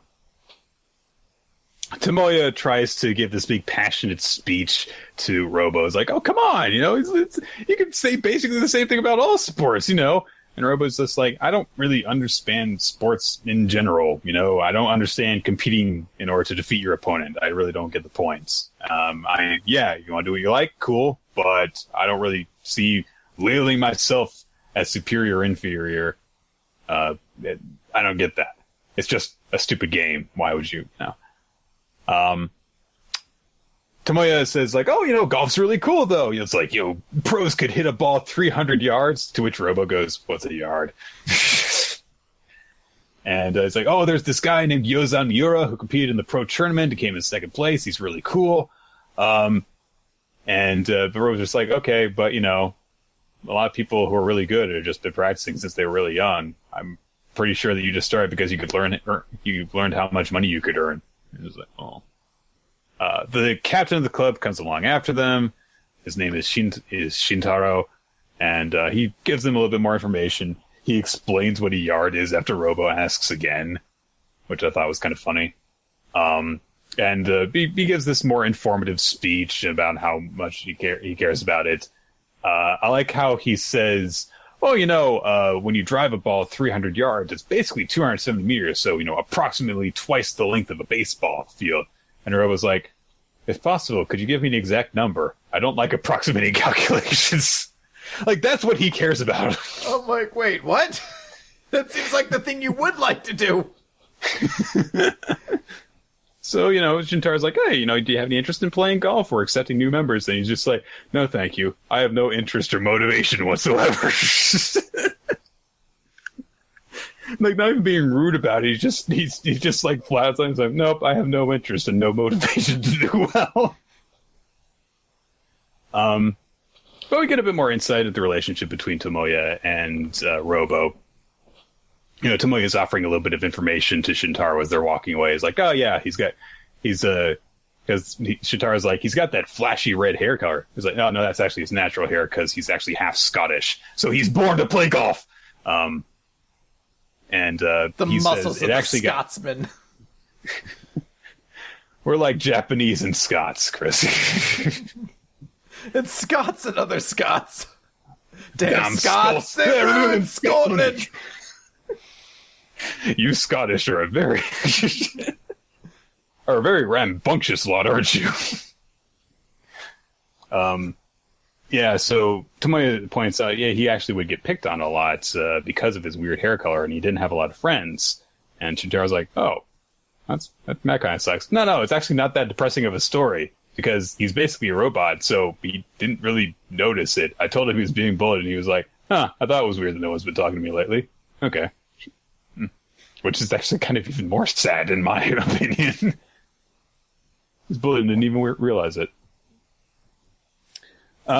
We actually get to see Yozan Miura, the great amateur golfer that Tomoya was talking about earlier. He's at a driving range practicing, and he's actually apparently visiting the driving range for the first time because he's like, I can't even really tell where the ball goes, so he's actually judging how well he's doing based entirely on the sound of it. So he's like, oh, okay, I managed to do pretty well. And he's really blaming himself, being hard on himself because a competition he had last week, if I just made that one shot, I could have won. But next time I will win. It's really with this guy's character design that you can definitely tell that, okay, guy who made Kuroko is definitely drawing this because he looks straight out of a Kuroko character design sheet. But anyhow. He hears a perfect shot from someone else in the driving range, and he actually watches where the ball is going, and it actually rolls directly to the like edge of the shooting range and touches the 100-yard sign in the middle of it. He's like, "Oh wow, nice shot for you. That's probably your best shot of the day, maybe even the year. I've got to work so my shot sounds just like that." And he hears the shot again, and it rolls up and taps the first ball. And he's like, Are you kidding me? It goes again, and it goes again, and it happens like 6 times, and he's like, who in the world has such perfect, consistent shots like that? And he goes and tries to find the guy shooting the ball, but he's on like a different level of the driving range. So by the time that he gets there, they're gone. So we see Robo, who definitely wasn't the guy shooting the ball. And like he's doing stuff like he's in a library nearby, and he's looking for stuff on golf, and someone comes up and he's like, "Hey, are you looking for something?" "Well, yes, I was, but the books were out of order, so I organized them." Oh man, you gotta be. Jeez, that requires far more patience than I'm capable of. I used to volunteer at a library, and would occasionally take a shelf at a time. Would not be something I would do for fun. Yeah, I don't think I could see a lot of fun with that. It's something just about books in general. Like, I love reading, but organizing books makes them seem so much more boring to me, I think. Anyhow, Robo runs into Shintaro again. He explains, like, okay, balls, when you shoot them, tend to naturally curve. Tomoya shows up. He's bought a brand new golf club, which Shintaro recognizes that is the most difficult to master and the most expensive. So he's a real idiot for getting it, because he's just wasting his money on something he can't actually use properly. Tomoya drags Robo to the driving range, and Robo is like, "Why am I here?" He's like, "Come on, just watch me do this." He tries shooting the ball, does it really fucking poorly, and I kid you not, golf bullies show up. Golf bullies. They're everywhere. There's golf bullies, baseball bullies. Everywhere a person could be in a manga, there are bullies to target them. Absolutely. Robo does make a note before they show up, because Tomoya is like, "Are you going to make fun of me because I can't shoot the ball right?" And Robo's like, "No, I'm not going to laugh at you. When I was all alone, when everyone else laughed at me, you didn't. You didn't laugh, and you were the only one who talked to me, so of course I won't do that." It's like, that's really cool of him. So... Also, he does encourage him. He's like, "Hey, if you keep on trying, you can do it." And then the golf bullies show up, and they're like, "Oh, your shot is horrible. What a terrible swing. Oh, you have an expensive club. What a poser you are. Let me show you how to use a real golf club." And he takes a swing, lands the ball on the green, and he's like, "Oh, yes, that wasn't quite right, but you get the idea. You'll never shoot the ball like this. There's no way you can hit it, you complete beginner, and you've got no talent, even as a beginner. So don't make a fool of yourself. Sell the club and quit golf forever." And that's so he's why like, I just be like, "That's why I fucking hate this sport." And then just drop the club and leave. Fuck it, I'm gonna start paintballing. Even if I suck, that's fun as shit. Yeah. And just as expensive. You have to shoot people too. And so he's like, "Oh, the guy he walks off with is like, I told you to be nice. That's why I used my friendly voice." So he starts to walk off like, "Oh, sure, point that was." And Robo says, I didn't understand what you meant by all that. I understand and agree that Tomoya is terrible at using his golf club. But how can you assume that he can't get better with practice?" And the guy's like, "I can tell by looking. He's got no talent." "Well, yeah, but you didn't hit the ball straight with it either, so how can you say that you're talented? Can you prove it?" And he's like, and so the other guy steps forward and is like, "Well, it's supposed to bend. That was a good draw." And Robo's just like, "Well, yes, that might be the case, but your other statement was not based on pure fact, so you should retract your earlier statement because it is not a fact."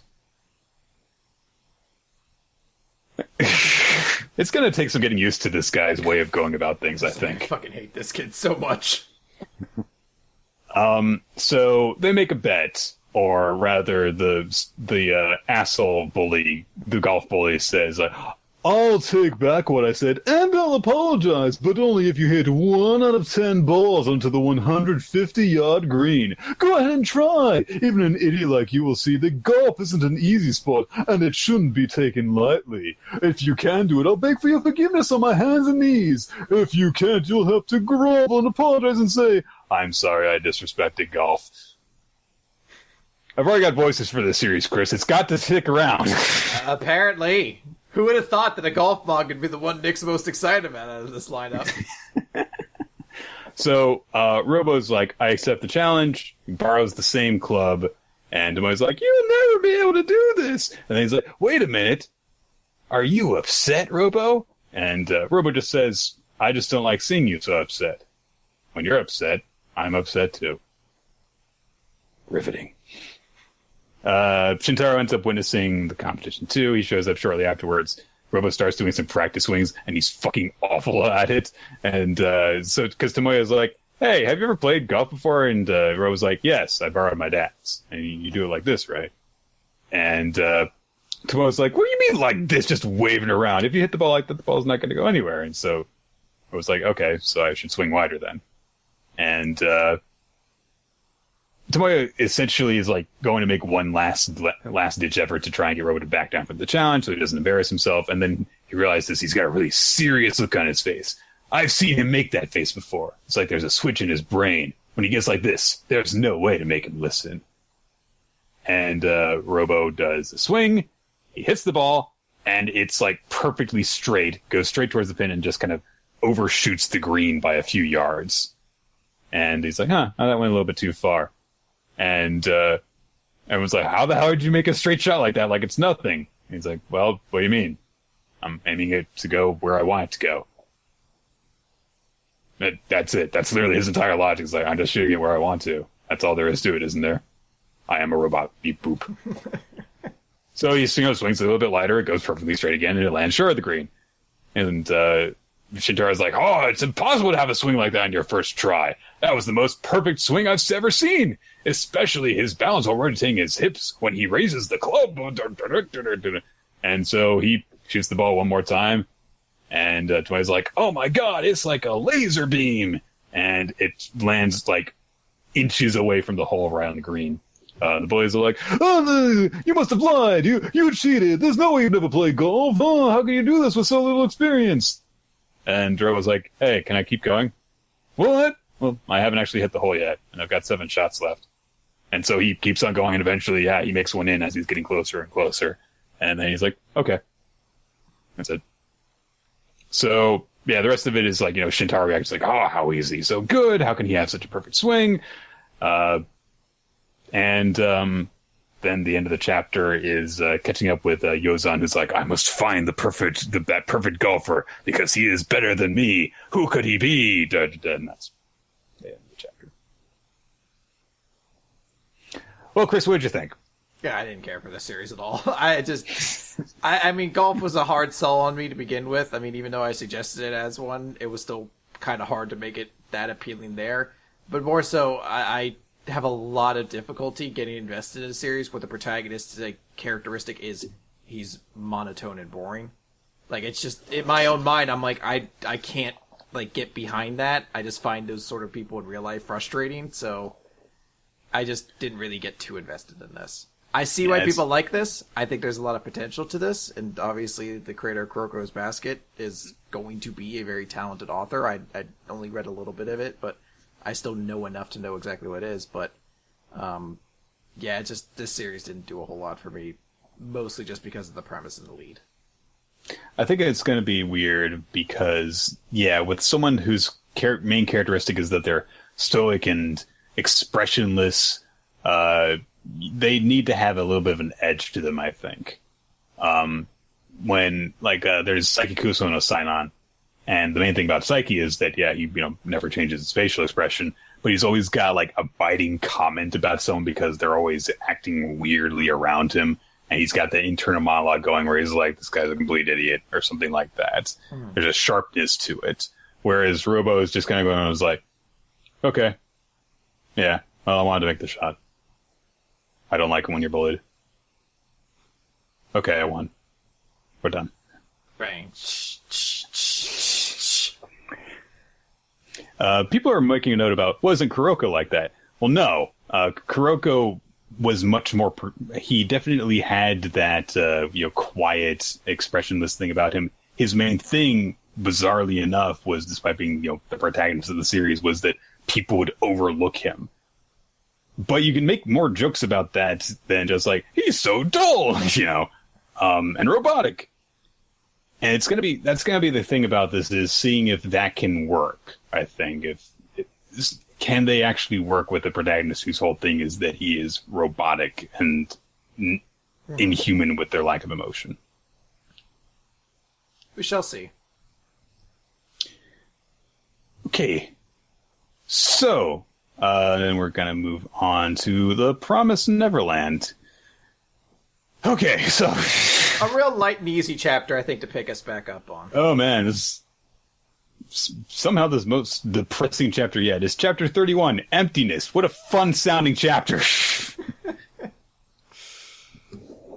We open up with Emma just reacting to Norman not being there with just this narration of it. He's gone. He's gone. He's gone. He's gone. She's just, kind of seeing the different places that Norman would be throughout her day. And of course, he's not there. His bed has been stripped. His chair is empty. His place in the testing room is vacant. And she actually imagines his voice calling out from behind her. And of course, he's not there when she turns around. And she's like, it's of course not just that he's gone. It's that she thinks he's dead. And just to really drive it home, we get this, this title page where there's no life. The tree is dying. All the kids look sad. Even the ones who shouldn't know about what's going on look sad. Even fucking Phil is sad. And that little fucking shithead is constant jubilation. Yeah. We see a few of the little kids talking with each other like, oh man, Emma looks sad. Ray's sad. They must be so lonely because their friend is gone. Aww. And of course, Dawn and Gilda know the truth, but they ain't saying shit. We get a flashback to presumably the most recent meeting that the four of them had without Ray, and without Norman rather. And Ray says, like, I'm done. We'll just die here. And they're like, are you sure? And he's like, it's impossible. We're surrounded by cliffs. The bridge is going out of the headquarters. That's it. And I'm tired. I'm really tired. So that's it. And like Emma tries to hand over the, disabling device, and he's like, I don't need it. You can have it. If you want to escape, go. I'm out. Sorry. We'll be friends forever to get through this.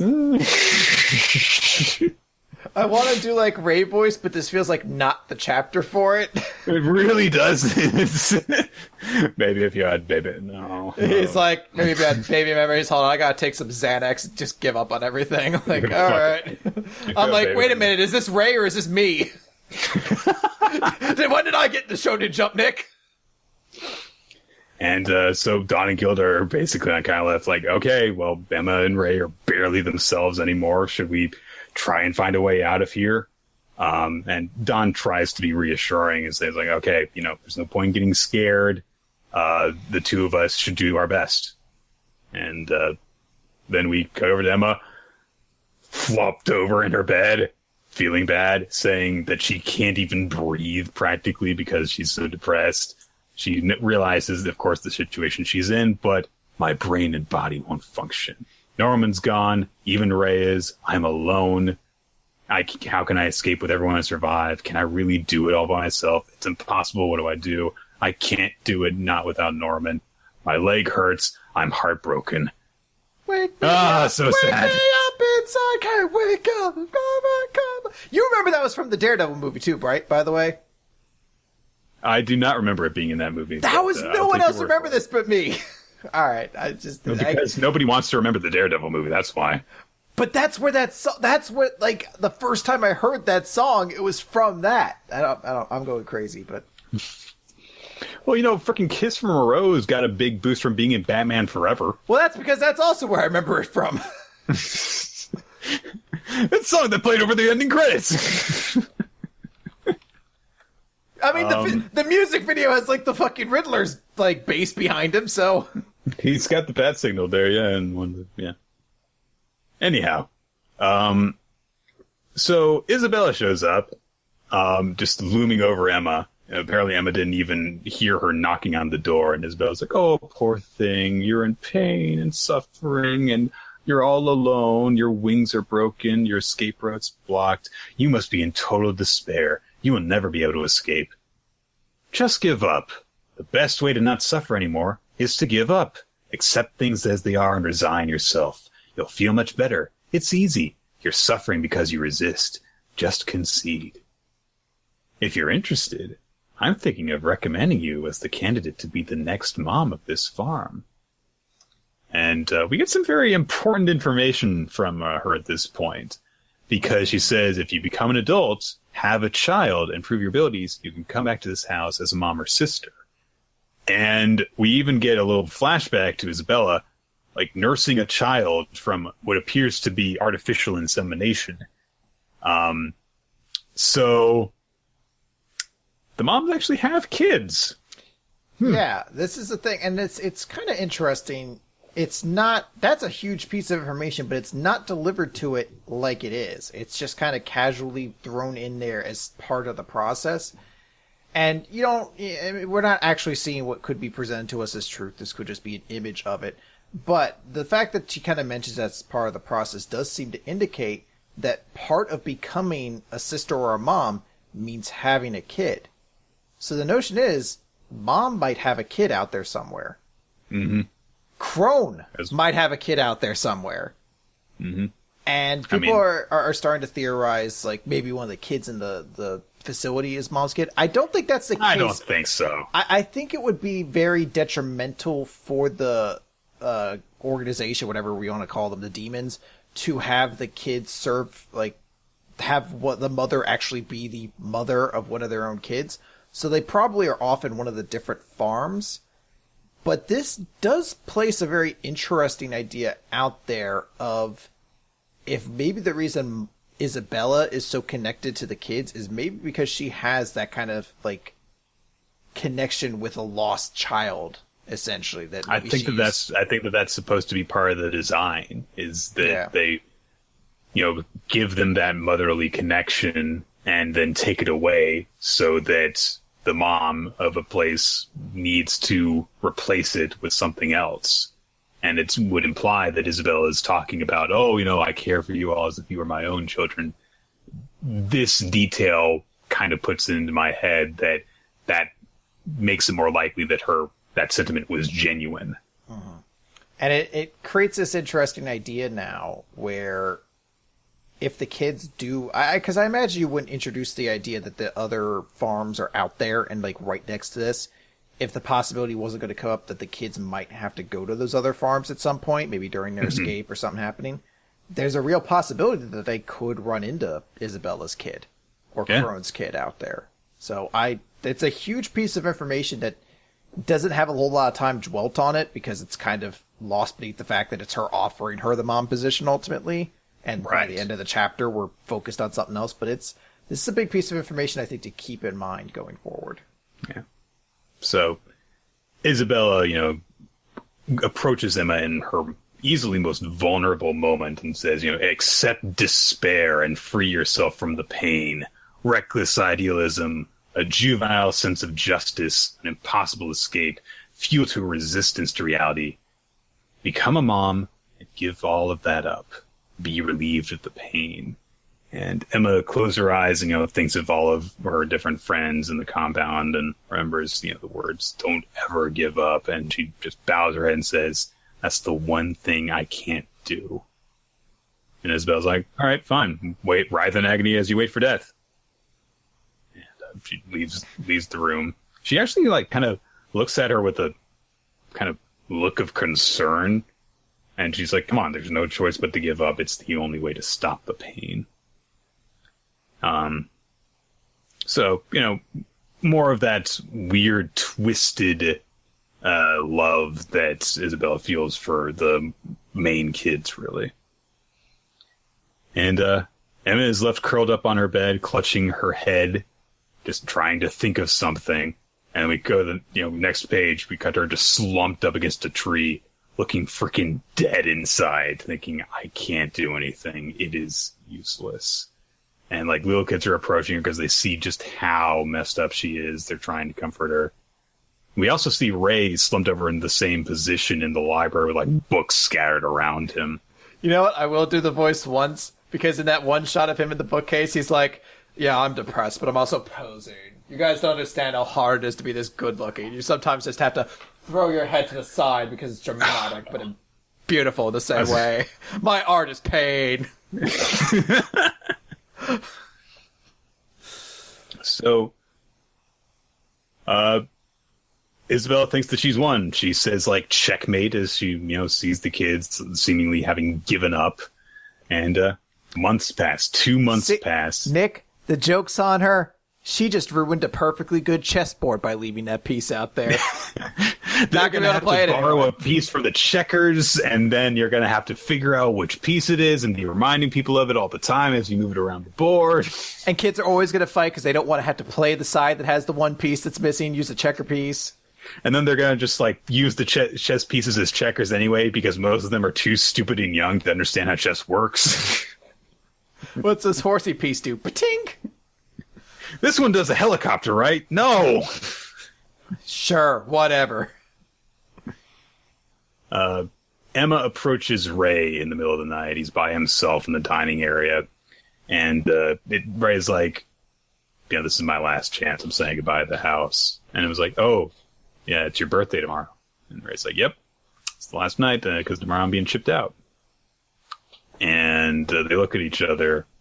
And Ray says, hey, Emma, did you really give up? You haven't actually given up, right? And Emma gets the creepiest smile on her face. That's some voodoo shit going on right there. As the chapter ends. Nick, I fancy myself a bit of a hipster. Okay. It's not something I would say I take pride in, but I do enjoy aspects of it. And I'm going to say right now, I think the aspect I enjoy right now most of anything is as a manga hipster, being able to be like, I love that we get to enjoy the Promised Neverland before it inevitably becomes an anime and everyone starts gushing about it then. Because it's going to happen. This series is fantastic, and it's going to get an anime at some point, and people are immediately going to realize how excellent this series is. And it's nice just to be able to enjoy this moment where, like, 98% of the world doesn't know about this thing, and we're like, yeah, we get to enjoy this.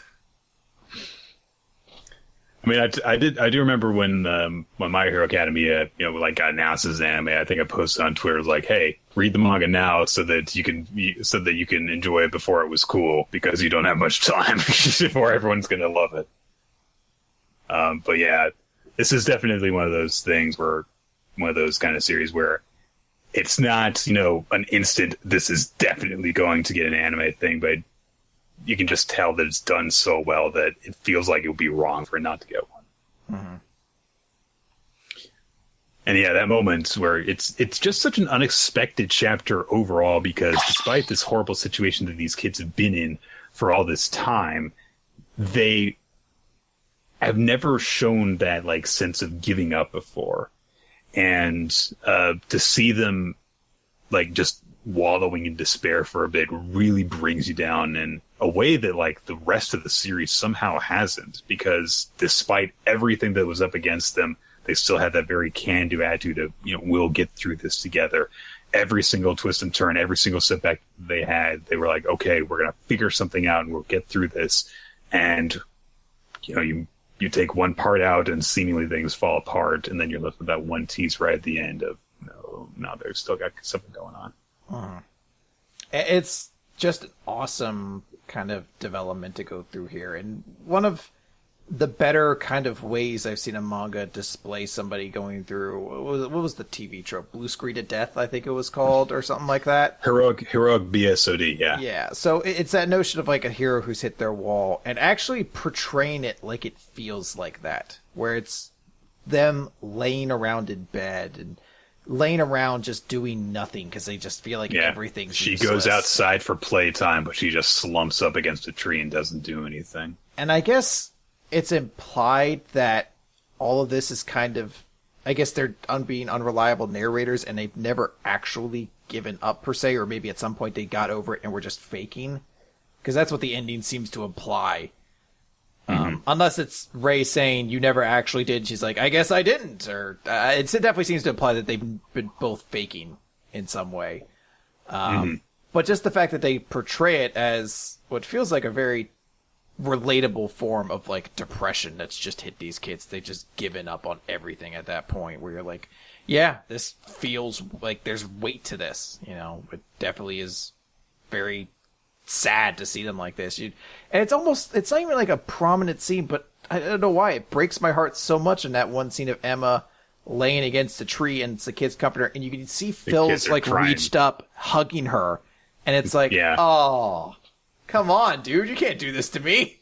Yeah, they see that she's sad and they don't know why, so they're just trying to comfort her because, what else can they do? Yeah. Great chapter. Depressing as hell, but great chapter. Yeah.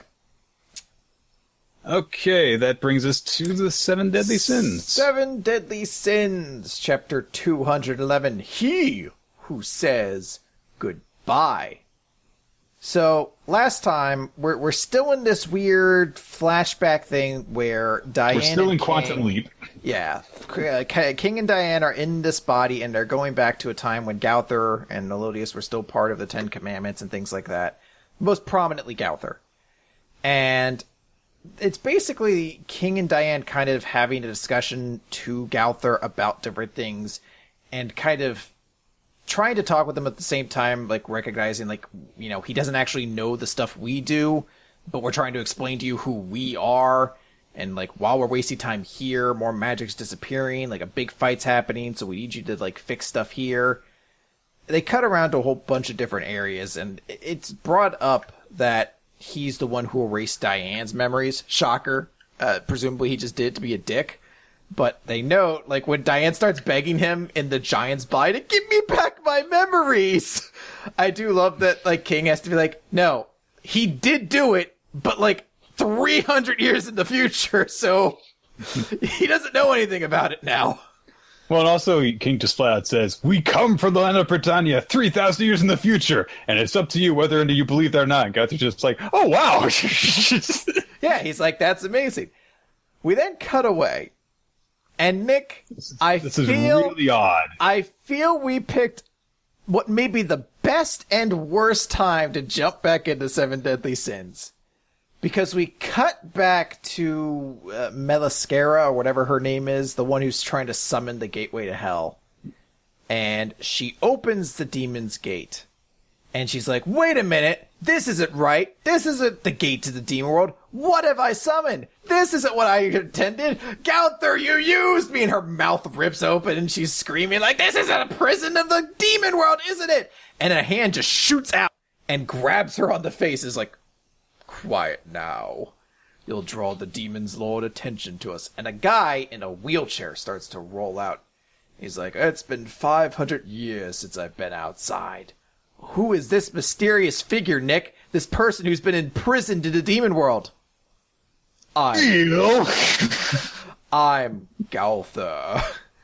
And we start actually seeing the version of Gauther we know and this new person speaking simultaneously in 2 different locations about how the outside world is very different and how they can hear all the different emotions. And this explosion of emotion is a work of art. And he even notes, like, this holy war doesn't matter. I honestly couldn't care less. A blind believer like you probably wouldn't even try to understand, but for 500 years I've been given the 10 commandments of thou shalt not covet and been robbed of my freedom. I've only been able to experience the outside through this doll I created called Gauther, which then makes me believe, like, is he not Gauther? Like, did he name the doll after himself? I don't know. But he says, I will now say goodbye to this world. Bye-bye. And that's the end there. And in my mind, I'm like, Nick, did we just come into the series as it got its Eisen? because I'm getting strong-ass Aizen feelings from this guy right now. Well, I don't know about that, because it says specifically at the end, to be continued in the side story, The Doll Seeks Love. Possibly. But just the notion of this seemingly super powerful presence, or I don't know if he's maybe super powerful, but just this person who seems to be beyond everything. Gauther's just been a fucking lot of shit, is what I'm saying. Like, he's a 7 Deadly Sin, he's a 10 Commandment, he's also been, a real version of him's been prisoned in a side world.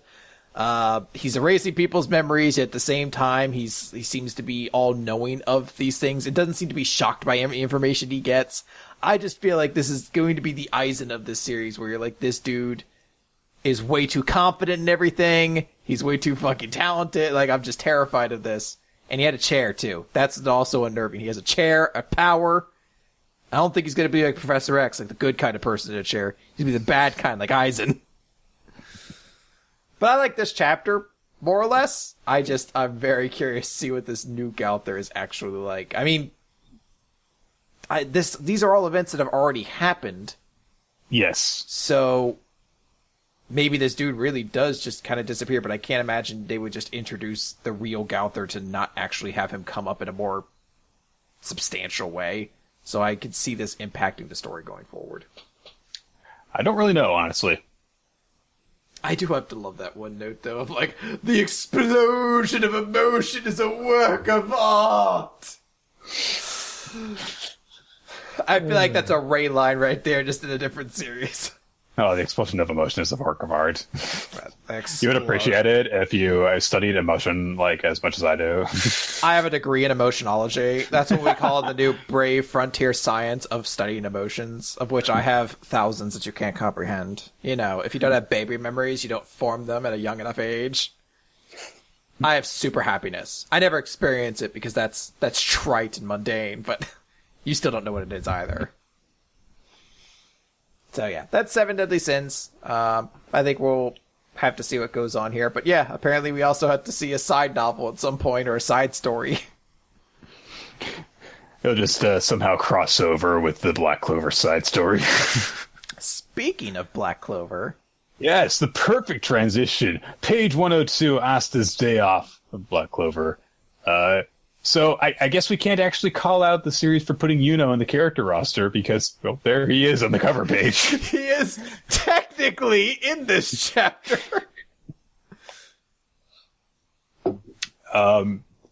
So we open with Yami saying, you guys have been doing a lot of shit in the last couple of arcs, so you're gonna go take a break and have a not very action heavy few chapters because you've been working too hard.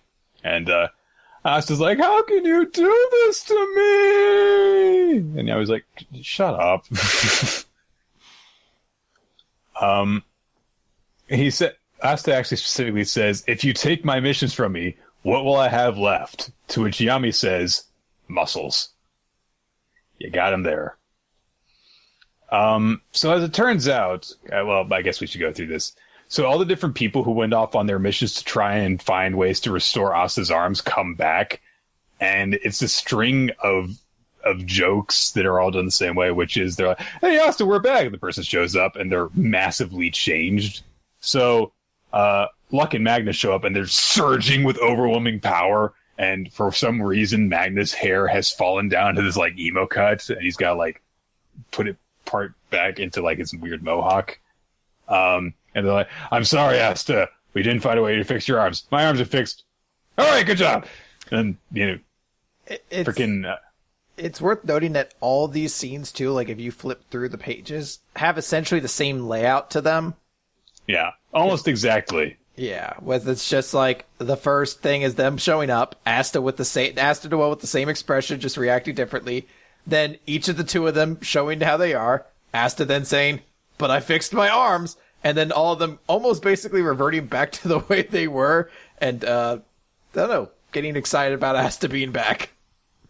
I like that. So, yeah, Gauch and, what's his name? Yeah, have turned into otaku from their time studying.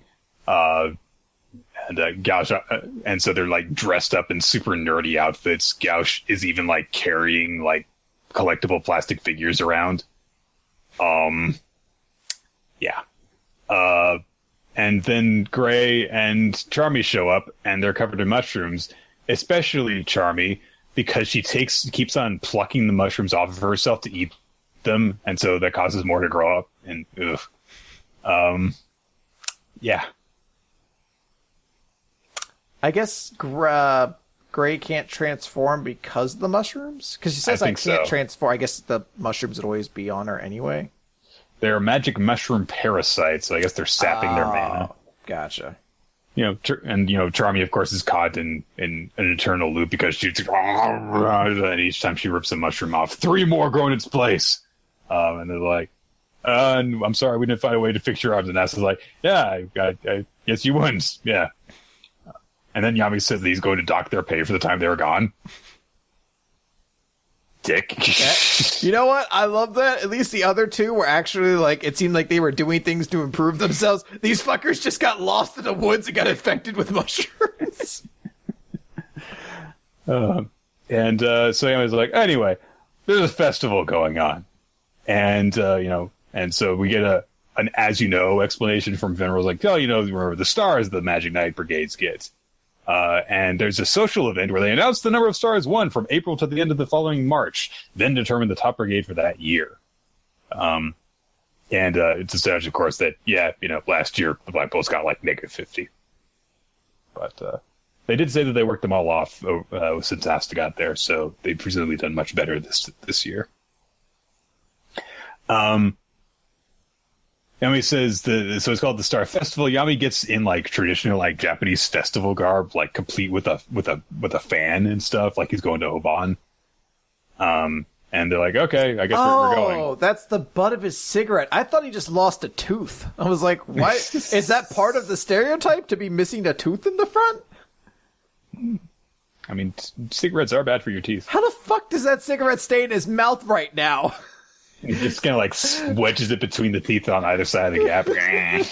It's like the Adebisi hat. How does this stay on? It's like, the world's never meant to know that answer. So we get a shot of the Black Bulls arriving at the festival. They've got like magic floating lanterns and people flying around on broomsticks and stuff. There's a couple of guys who look like they're coming out of freaking Cinderella's ball with the way that they're dressed, though. Look kind of weird. And Asta gets all Julie-eyed for a bit. The crowd starts to disperse. And, Vanessa's like, I want booze. And Charmy's like, I want food. And then they look over and, oh, hey, Kahono and Kyoto are here. And, of course, Noelle and Asta are really happy to see their friends. It looks like, because Finral's standing next to them, so I think the implication is that he actually went off and brought them here, which is kind of cool. Yeah, I think there's a line he has right before that. He says, excuse me, Mr. Finral. Asked him to bring them. Yeah. So Kyoto's like, Asta, it's nice to see you, and my beautiful sea goddess, which nobody really says anything, and it's so Kahono sees like a guy on a magic carpet singing with the lute, and they're like, oh right, we're injured, and Asta's like, Kyoto, did you bring your leg? And he's just carrying it around in a jar. Ugh. And so Asta's just like, okay. He just uncaps the beaker of the bloody recovery magic that the Witch Queen gave him, and boop, they're healed. Yay? I mean, I understand that this type of magic is actually supposed to be rare, but when they just kind of put in a beaker, like, and we'll use this to help our friends too. It's like they have sensu beans, honestly. It is weird. Have we seen magic in this world ever be, like, compressed and made, like, available in potions and things like that before? Like, before this or any other, like, instance of someone being like, I'll put my, whatever magic into this vial and, like, give it to you that way. It always seemed like you had to cast it from your book, but I guess I can't think of it, But So, like, does this imply that whoever's holding the blood magic? They have magic shops, because Noelle got a wand from one of them. So, I'm curious what the implications of all this are. I guess it's just whoever's holding the potion gets to control it. Maybe it'll be like that plot of Boruto where you can put spells into capsules and just... Yeah, maybe, Kahono's voice is cured, and she, immediately starts to sing an enchanting melody, and everyone's like, "Oh, that's really nice," and they're like, "All right, yeah, well, now let's enjoy the festival together." And then Kahono's like, "Oh, hey, Noelle, Astra, Kyoto, let's have a double date." And so, who are you dating? Are like, ugh. Isn't that your brother or cousin? Because Finral behind them, reacts because it's like, well, of course, because he's like, "Oh, how dare you find love without me?" But Asta also says, "What's that?" in a tiny little word bubble. And I'm like, you went on a group date before. He got that. He doesn't understand the double date portion of it. I guess that they are technically different terms because I think that they didn't go on a triple date. They went to a mixer. Yeah. But still, it's like, you have been on a date. You've been on a group date, so... And it's not as though he's oblivious to the idea of love, either, because we know he has the hots for his sister. Hang on a sec. That came out weird. The sister at his parish orphanage thing. But yeah, like... Who raised him as his mother would have, so maybe it is weird. You know what? There's a lot of issues here. But no, like, he has that... So it's not as though, like, he's, like, naive or, like, just so dumbfounded with the world he can't comprehend it. But yeah, there's just this weird notion of sometimes Asta just gains, like, crippling stupidity at moments where he's just like, a bath? What's that? Will it help me get bigger muscles? What the hell is one of these? A cup? Why don't you just, use your feet to drink like I do? Just like trying to scoop water into his mouth with his foot. Why don't you at least use your hands? Yeah, shouldn't you just slam your hands into this and keep throwing it at your face over and over again till you get the water? Till you've conquered it like a foe? Oh, man. So, yeah, I guess Kahono is, like, picking up on, oh, yeah, my brother's got a super obvious crush on Noelle, so I'll try and wing girl him on this. Yeah. So, I guess that's where we get to... I mean, the last time that there was, like, group dating in Black Clover, it was one of the chapters that really endeared the series to us, so I hope that the next one is going to be amusing as well. I'd like to note, Kato and Sahano, whatever, showed back up. Completely different from what their names are. Kyoto and Kahono, they showed back up. There you go. You know who's not there? Rebecca. Because she's not going to be an important character. She's Asta's first date, so he's going to remember his time on the mixer. Mm-hmm. Good, I'm sure. But she'll never come back again. Never be important. All right. Let's... Okay, it's just One Piece now, then. Yeah. So let's wrap things up with Chapter 859, Emperor Assassination Plan. So, last time we had Capone's group meeting up with the Straw Hats. Things almost got into a scuffle because Luffy was insisting on punching Capone for hurting Peckham's. So they bring up a point. Sanji specifically brings up the point of, okay, how are we going to actually carry out a plan to assassinate Big Mom? She's like a blimp made of steel. I mean, he's not wrong. He's not wrong, because yes, but it's weird. So, yeah, everyone brings up, okay, yeah, this is going to be very difficult. What the hell are we even going to do? Like, how can we actually kill her even if we get past the guards? And so Kamone's like, oh, all right. Here, I can have Big Mom dead in 5 seconds. And his chameleon guy is like, oh, yeah, I mean, we need to create a 5-second opportunity at the party, which is going to prove difficult.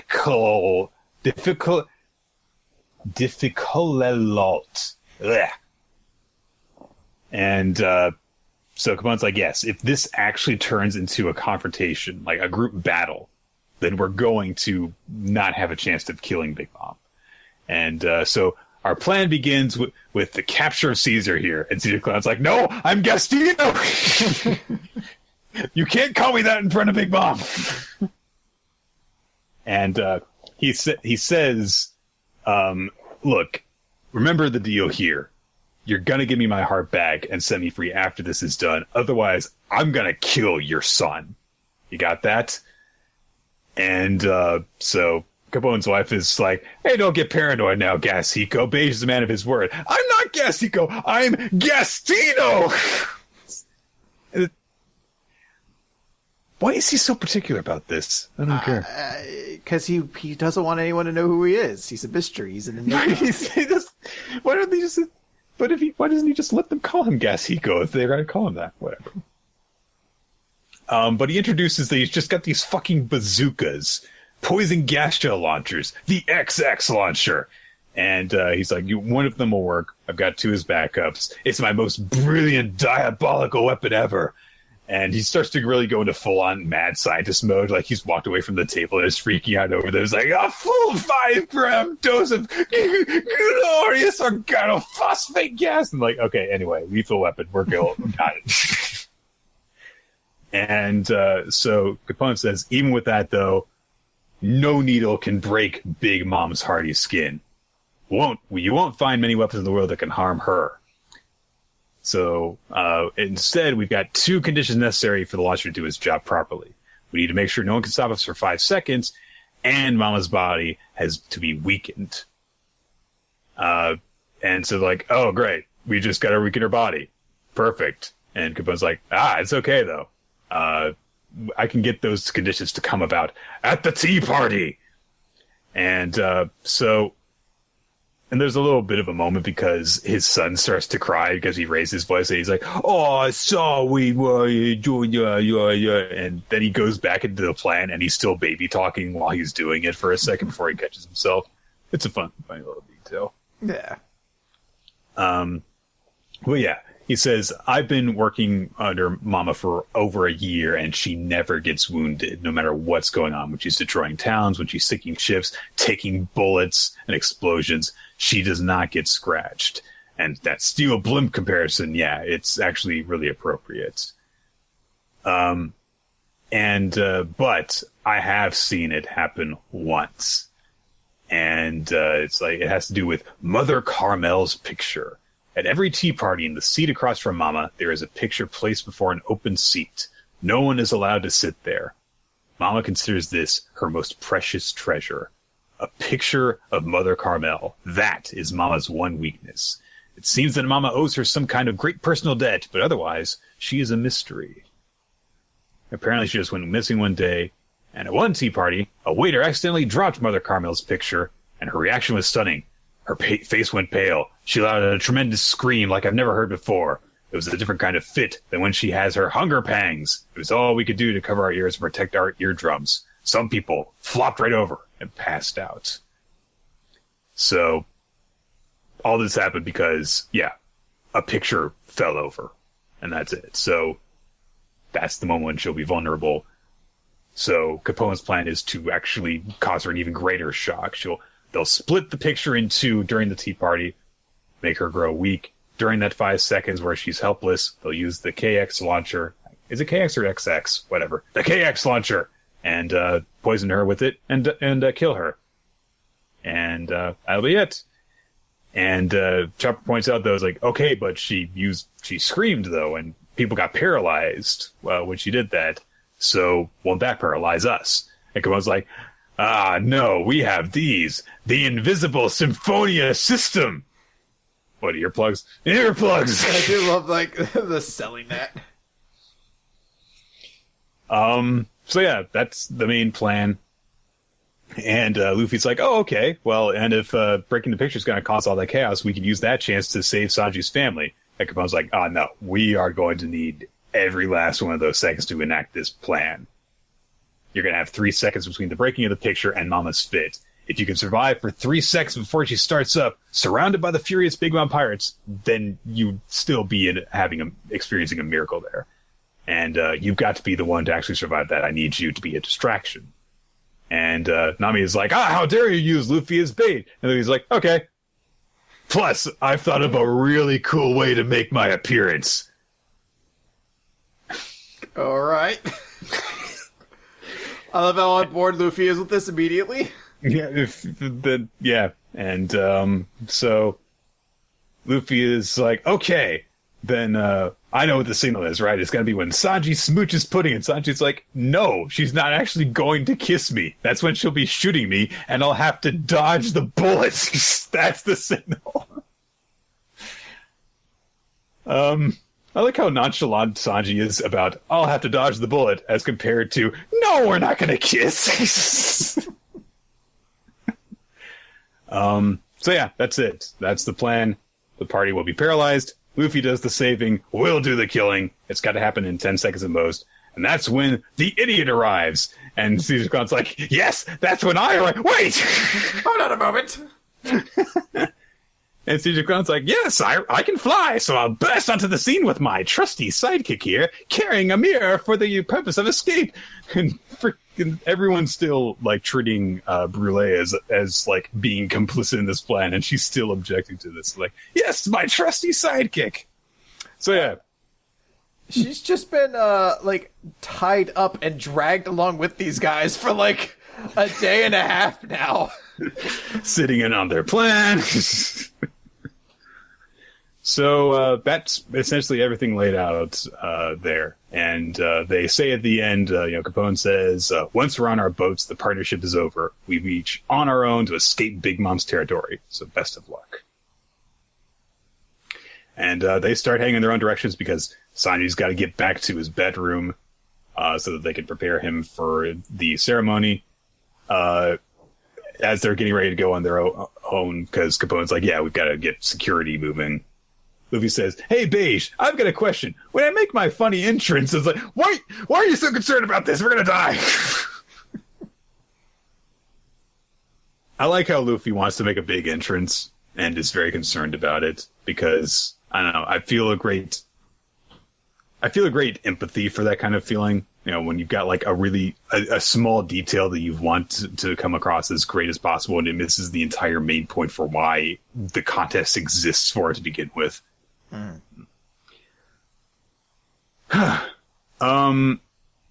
We cut around the island to a few different places. There's a guy who looks like a peanut version of Tamago that kind of distracted me. We see, the Vinsmokes preparing, getting ready to head off to the wedding, and they make a note of the fact that Reiju is missing, and they're like, I guess you're making preparations somewhere else. And then we cut over up to Big Mom's room, where she's upset that Brooke is apparently dead. Like, she's like, my cute little skeleton is dead! And her, minions are like, we know it's sad, Mama, but the big party's today. And she's like, wedding cake, just throws it away. Fuck this thing! Whee! And we close the chapter going into Pudding's room. And her own little minions are like, why are you so depressed? And they're like, why are you so sad? And she's like, well, after I killed that idiot Sanji, I'm going to have blood all over it. And also I'm going to have to go around erasing everyone's memories so that I can go back to being a good girl. It's the pain. Uh-huh. It's an awkward moment to end the chapter on, but that's it. Yeah, I mean, you get more of a sense of just, like, the depths of evil that this character is, so it's nice to kind of get a little bit more. It is an interesting detail, yeah, where she's just like, it's going to suck so much, in, moving everyone's memories and getting blood out of this awesome dress. But, yeah, it was very much a transitional kind of chapter. It was very similar to the previous one, but not nearly as many laughs to be found in it, I felt. So, it's really just... Yeah, it's a necessary chapter to get to this plan. So yeah, it's perfectly fine. I look forward to everything going wrong when they attempt to put this plan to action, because there's no way in hell that this is going off without a hitch. Yeah. All right, well, let's close things up. Let's name our favorites for this week. Start things off with a favorite series of the week. Favorite chapter. So there was some real contenders this week, and I don't think I'm going with the one most people are. My favorite chapter this week is hands down Dr. Stone. That was an incredible chapter that immediately just had me like 100% on board with that series, even more so than I already was, but just had me more excited about that than probably anything else. I just loved the way it was executed, how ridiculously silly but awesome it was at the same time. It's just a feeling that hasn't been replicated per se by other series in a while, so I was really, really a big fan of that chapter. I'm going with Dr. Stone as well. I was really, really pleased by it from beginning to end. It sets this pace for itself that keeps up through the whole chapter. Zany action, over-the-top introduction for a character. You get a cool moment and you get a bunch of funny moments throughout the whole thing. So you've actually picked Dr. Stone as your favorite chapter like every week. Yeah, I realized that. And it's weird because I enjoy it definitely more now than too when the first week it came out. So I was a really big fan of that series. So inevitably, never see it again. It'll end in Jump after 16 chapters, and Inagaki will retire from manga forever.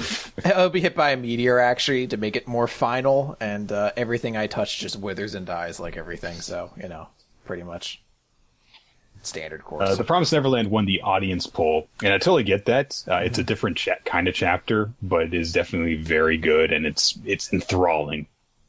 Honestly, it really pulls you in and makes you feel for the characters that we've grown to love so much. But I have also gone with Dr. Stone for all the same reasons that you did. Just a hugely entertaining chapter, a great introduction to a character, and it really feels like it's got this great, unique feeling to it that sets it apart from the other stuff that's running right now, and I really want to see more. Yeah, absolutely. Favorite character? Weekend. I'm going to go with Emma from Promised Neverland. I think this is a really great chapter for her. I considered going with the strongest primate, but Emma was just great for just following along with that journey, and that face at the end is just beyond words. I also strongly considered her, but I ended up going with Kino Kuni from Food Wars because great introduction for her. I always love whenever an important opponent in Food Wars gets that really big, over-the-top introduction, going over their history and really making it seem like they're a god in this world. And it was a really funny joke. So I liked the payoff to the build-up. So that's it. All right, guys, we are going to call it here. So thank you, everyone, for joining us here on hitbox.tv/RoloT or twitch.tv/RoloT. We simulcast on both streams starting at 7 p.m. Eastern Standard Time, usually on Wednesdays.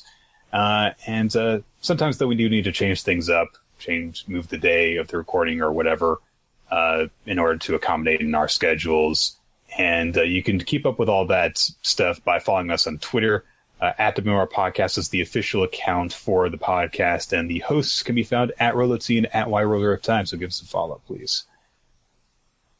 You can check out our past episodes on WikiMangaRecap.podbean.com. You can also subscribe to us on iTunes and YouTube, and make sure to leave a comment or rating on those, especially iTunes, because if you do so, you can help us in our never-ending struggle to defeat the woodworking podcasts in the hobby section. And they are quite tough. If you want to send us feedback, ask us a question for us to answer on a Q&A episode, or suggest a future manga for us to read, you can send all that stuff via email to weeklymangarecap@yahoo.com. We always get every email that we get, so that is the best place to send it, because then we can always refer to it. It's a lot more difficult to keep up with comments and stuff, although we do listen to your feedback there too. Special thanks go out to our Patreon supporters. You guys allow us to create all sorts of bonus content for you guys to enjoy, and we really appreciate every little bit. Yes, special thanks, by the way, to Silva Rerum and Alex Downs for being new patrons. Thank you very much. And last but not least, thank you to the guys who help us make the podcast what it is, especially visually. Infamous Planet creates the frame for us, and Steve Man does our title cards. You can check out his work in a bunch of different places. Be forewarned, his Patreon, patreon.com/SteveMan. It's going to have some age-restricted content on there, so beware what you're getting into. But he's a great artist, and we appreciate the work he does for us. Indeed. I think next week, then, we're probably going to be doing Blue Exorcist, so we'll have to wait and see if he has a very cheesecakey Blue Exorcist title card for us. We'll see. But yeah, I think that's going to do it. What do we want to end with? Do we want to maybe like let's end with our dreams for the future, Nick. Tell me your hopes and dreams. I don't know. Oh man, don't put me on the spot like this. No, perfectly fine. We don't have any hopes and dreams. Goodbye, everybody. Bye.